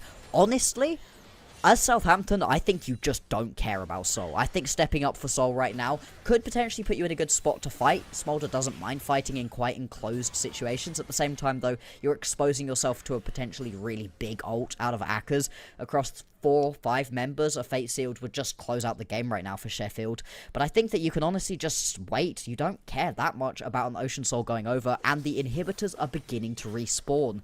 This game has been very effectively stalled out by Southampton, despite the fact that they were seriously far down. And remember, they're up 1-0 in this series. If they manage to win this game, it's over. You've managed to knock Sheffield down to the loser's bracket. So there's a lot of pressure right now on Sheffield to be able to win this game and send us to a Game 3.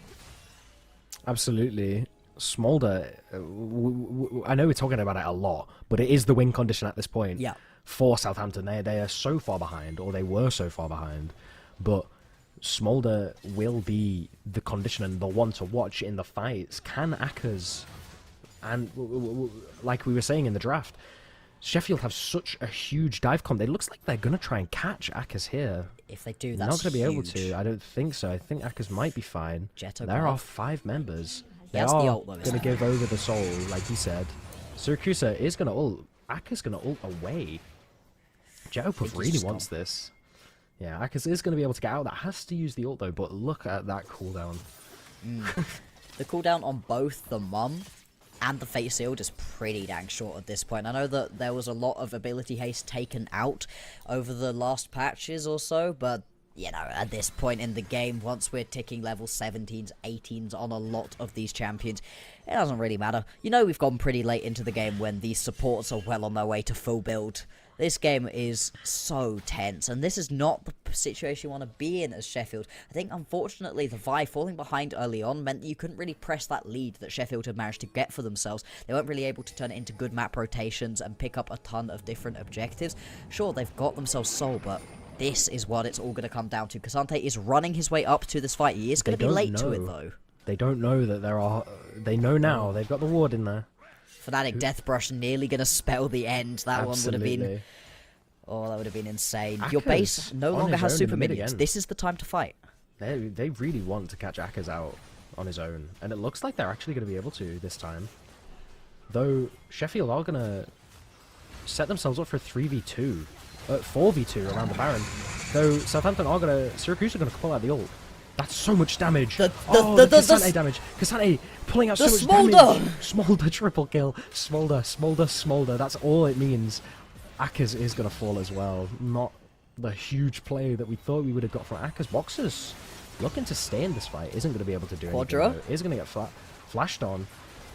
Boxers trying to do as much as he can. Manages to take down Syracuse. That's actually a delayed penta. Wow. We don't get the fun little shout and say, yay, penta, but that's a delayed penta. Right there. And Southampton, they've now got themselves 20 seconds until Alex or Torpedo Tim are going to be back up and available. I don't think they're actually going to be able to turn this into a game end. No, but they can turn it back and attempt to take down this Baron.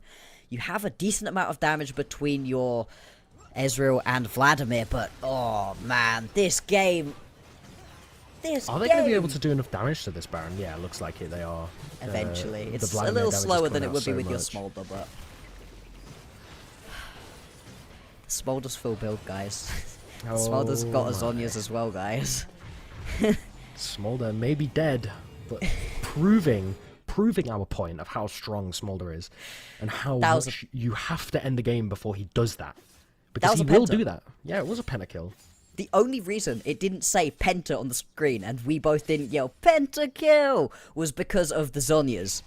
Oh, sorry, not the Zonias, because of the GA out of Akers that delayed long enough for it to not be a Penta. All 5 of those kills went over to Syracuse. I mean, this is absolutely insane, and I really want to go to a game 3. So I'm still believing in Sheffield with 1 Nexus Tower remaining for them to take down, potentially coming back. You have to kill this one, though.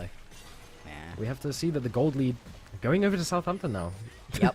Not that it matters at this point. Everybody's full build. I know everybody's full build, but yeah, to see how much Southampton has brought this game back.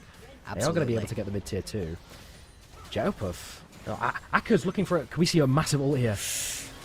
We are not going to see the ult from Akers. That looked like such a good angle for it as well. No, what do I know? If you don't hit everybody, you've just thrown the game for your team. I mean, I can understand why he's being a bit scared. He's very apprehensive, especially, I think he's waiting to get the Smolder in the ult. I think that's the angle. I think if you get the Smolder in the ult, you can win the fight, but if you don't, you lose. Really do. This Nexus is being the threatened at this point. Fall. The lever going in. Akers still holding on to the ult. Gonna get the Smolder ult coming out. Executes are about to start flying. It looks like Syracuse is going to take down Alex. Akers is going to fall as well. The executes are going out. It looks like this might be game end, though the Akali damage coming out. Syracuse are getting one shot. Their game winning champion has gone. It looks like this game will go over to Southampton, knocking Sheffield out of the winners bracket. Torpedo Tim going to try his best.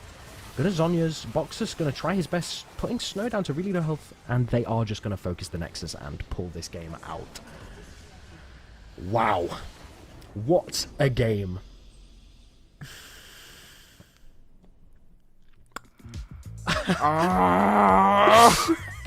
I know you did not want to see that happen, but when they pick the Smolder, when they let that Smolder get the power, that's what you have to see. It happens like that, and it will not happen like that. It will not stop happening like that. This is what Southampton were worried was going to happen to them last game, but they managed to close that one out finally. It didn't go quite as long. Sheffield, they had such a good advantage. Once again, Akers was in a super strong position, but even beyond that, it wasn't just Akers. In the game 1, Akers was doing great. The rest of the map was falling to pieces. It was really unfortunate for Sheffield. In this game, they had a strong mid, bot, and top. The jungle wasn't doing so hot. The support was supporting, all good. But they just weren't able to close it out. The wave clear, honestly, out of an Ezreal, out of a Vladimir, and a Smolder was just enough to keep the game going and going and going. And I honestly think that that snap Baron call that was made out of everybody from Southampton was excellent. I'd love to know exactly who it was that made that call, because it was absolutely the right call. It delayed the game enough that we were able to get to a point where the Smolder came online. 99% sure that Southampton were going to lose that one, but You said it, 99%, but the 1% has happened today, as we see Southampton knocking Sheffield down to the losers bracket and moving themselves on to the next round. Yeah.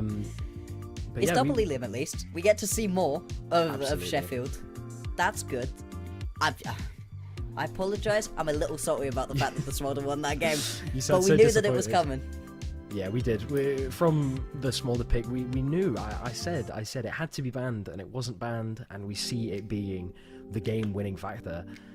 And you know, it's nothing more than that. The Sheffield had a few chances to close that game out, I think, but Southampton just had the wave clear for it. Yeah. Having that Vladimir, having that Ezreal, having that Smolder, it was so hard for Sheffield to keep the minions they needed to push and end. And it just gave Southampton the chance to pump that Smolder, especially when the Smolder was getting so many shutdowns and team fights. That's the thing.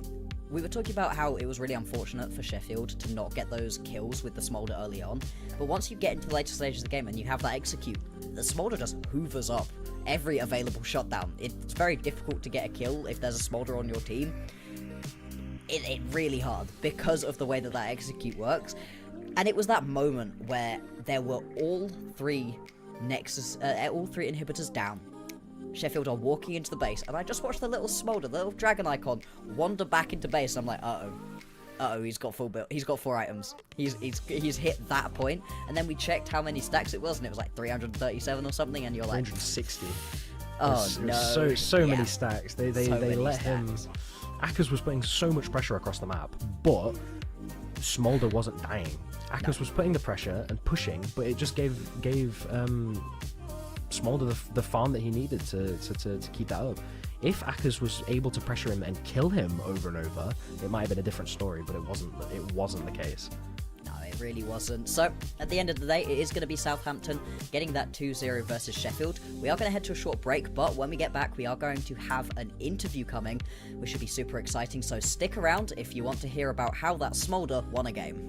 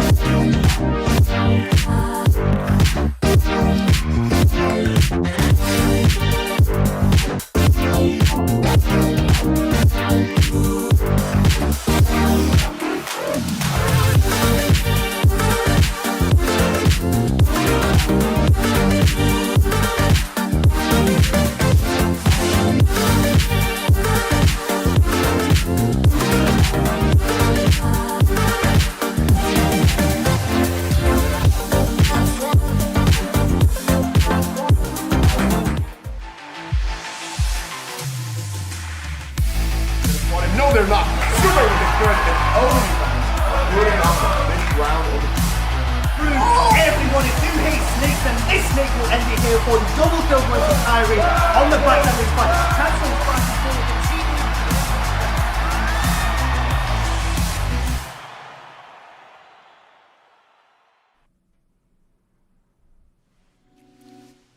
Hello everybody and welcome back. We have got ourselves an interview with one of the Southampton players. This is Syracuse, the mid lane. We had an incredible performance from them on both the Smolder and the Swain. How are you feeling about that win? It's really good. It's good to win like a 40-minute game like that in game 2. I mean, obviously Smolder's really, really good scaling and they had triple in him, so I can just farm 3 ways. But no, it's a really good feeling. Yeah. I think we need to talk about the Swain more than the Smolder, in my opinion. I think the Swain was so good. We saw you absolutely dominate that. Swain's my best champ by far. And yeah, we knew enemy mid is a Galio player, and just Swain really beats Galio in lane. And the only worry is that Galio can just obviously outroam with ult, which is what he did, and really punish top lane for it. But they can never deal with me in team fights, especially with Chemtech Soul. I'm just way too strong. Absolutely. I think that although you were outruned by the Galio, you made up for it with the CS lead, and getting those items early made you just a formidable force. They had to do so much to deal with you, and they still weren't able to. They fought a couple of fights where we had a decent item lead, where it's just early fights when I have Malignance first, and Galio doesn't really do anything in team fights compared to me. So if we take these fights, we just win them, and then we can get a lead. Yeah, Absolutely. And I mean, obviously the game 1 performance was incredibly impressive, but I would like to go through that game 2 a little bit more in terms of the comms. What are you guys talking about? Because you fell behind quite a lot early on, but we saw a really impressive call to go for the Baron during a moment where it felt like Sheffield possibly could have gone for the Baron themselves. Yeah. They all went for a reset. Who was making that call? What were the comms Credit like in that to game? my jungle. He knew they were all gonna recall after they took Drake, and we have a really fast Nash. It's like 35-minute or however long it was. We have Smolder's real Vlad. We just killed the Nash. That game, in general, it's kind of like we're falling behind. The Yone is really strong. The Akali is also pretty strong, and it's hard for like Smolder to play into like buy Yone, Akali, and Braum. But we're just like, we scale. It's fine. Did you plan to pick the scaling comp, or was it just what you guys? Yeah, kinda we picked? played Smolder mid, Vlad top like 3 or 4 times. Right. We haven't lost. We only lose if we like fall even further behind early, because Smolder mid stacks a lot faster than ADC. It's also just a lot safer. I think the Akali matchup's a bit annoying because you don't get to stack as easily, but I like Smolder mid. I hate the champ is cringe, but it's free by both teams B1. That's It's true. well, it's getting killed next patch. So. Yeah. I mean, it's worth abusing for wins at the moment while it's strong, right? Yeah.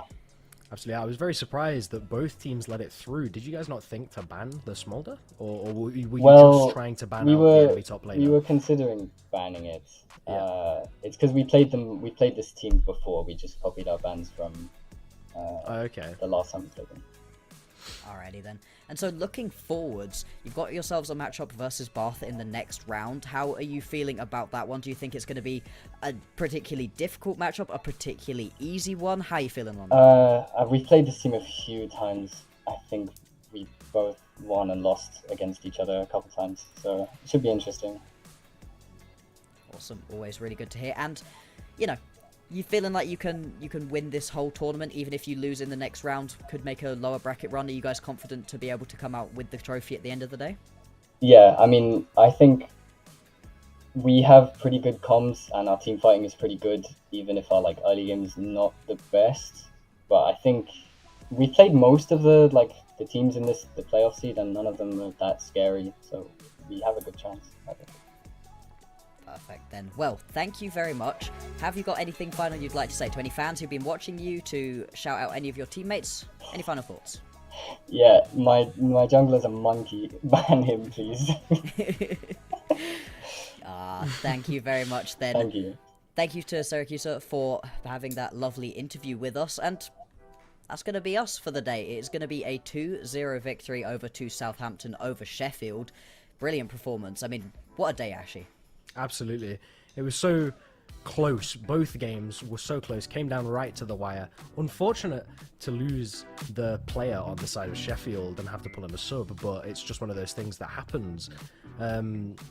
Very surprising that they did manage to hold out as much as possible, but like I said, both games really close, really wanting to depend on that Smolder in the first game, but absolutely depending on that Smolder in the second game.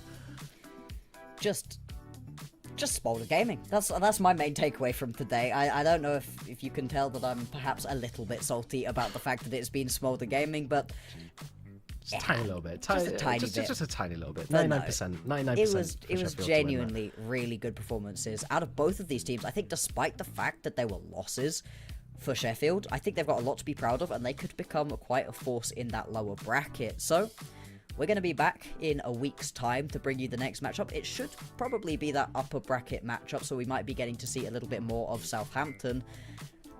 Hey, I would just like to say, for everybody watching right here, this is my man Ashy's first ever cast, and it was an absolute smash. It was brilliant. Thank you very much for joining me. Thank you so much. It was really, really good to, work with you, because you know exactly what you're doing. You're amazing at it. Thank you very much. That's because they keep dragging me back here onto University Esports. They're going to get rid of me eventually. Until then, thank you all very much for watching. A massive thank you to production. Everybody in the background doing an amazing job. We had loads of technical difficulties and they made it all work absolutely smoothly. So thank you very much to production. Yeah, thank you all for watching, and we'll see you all next week.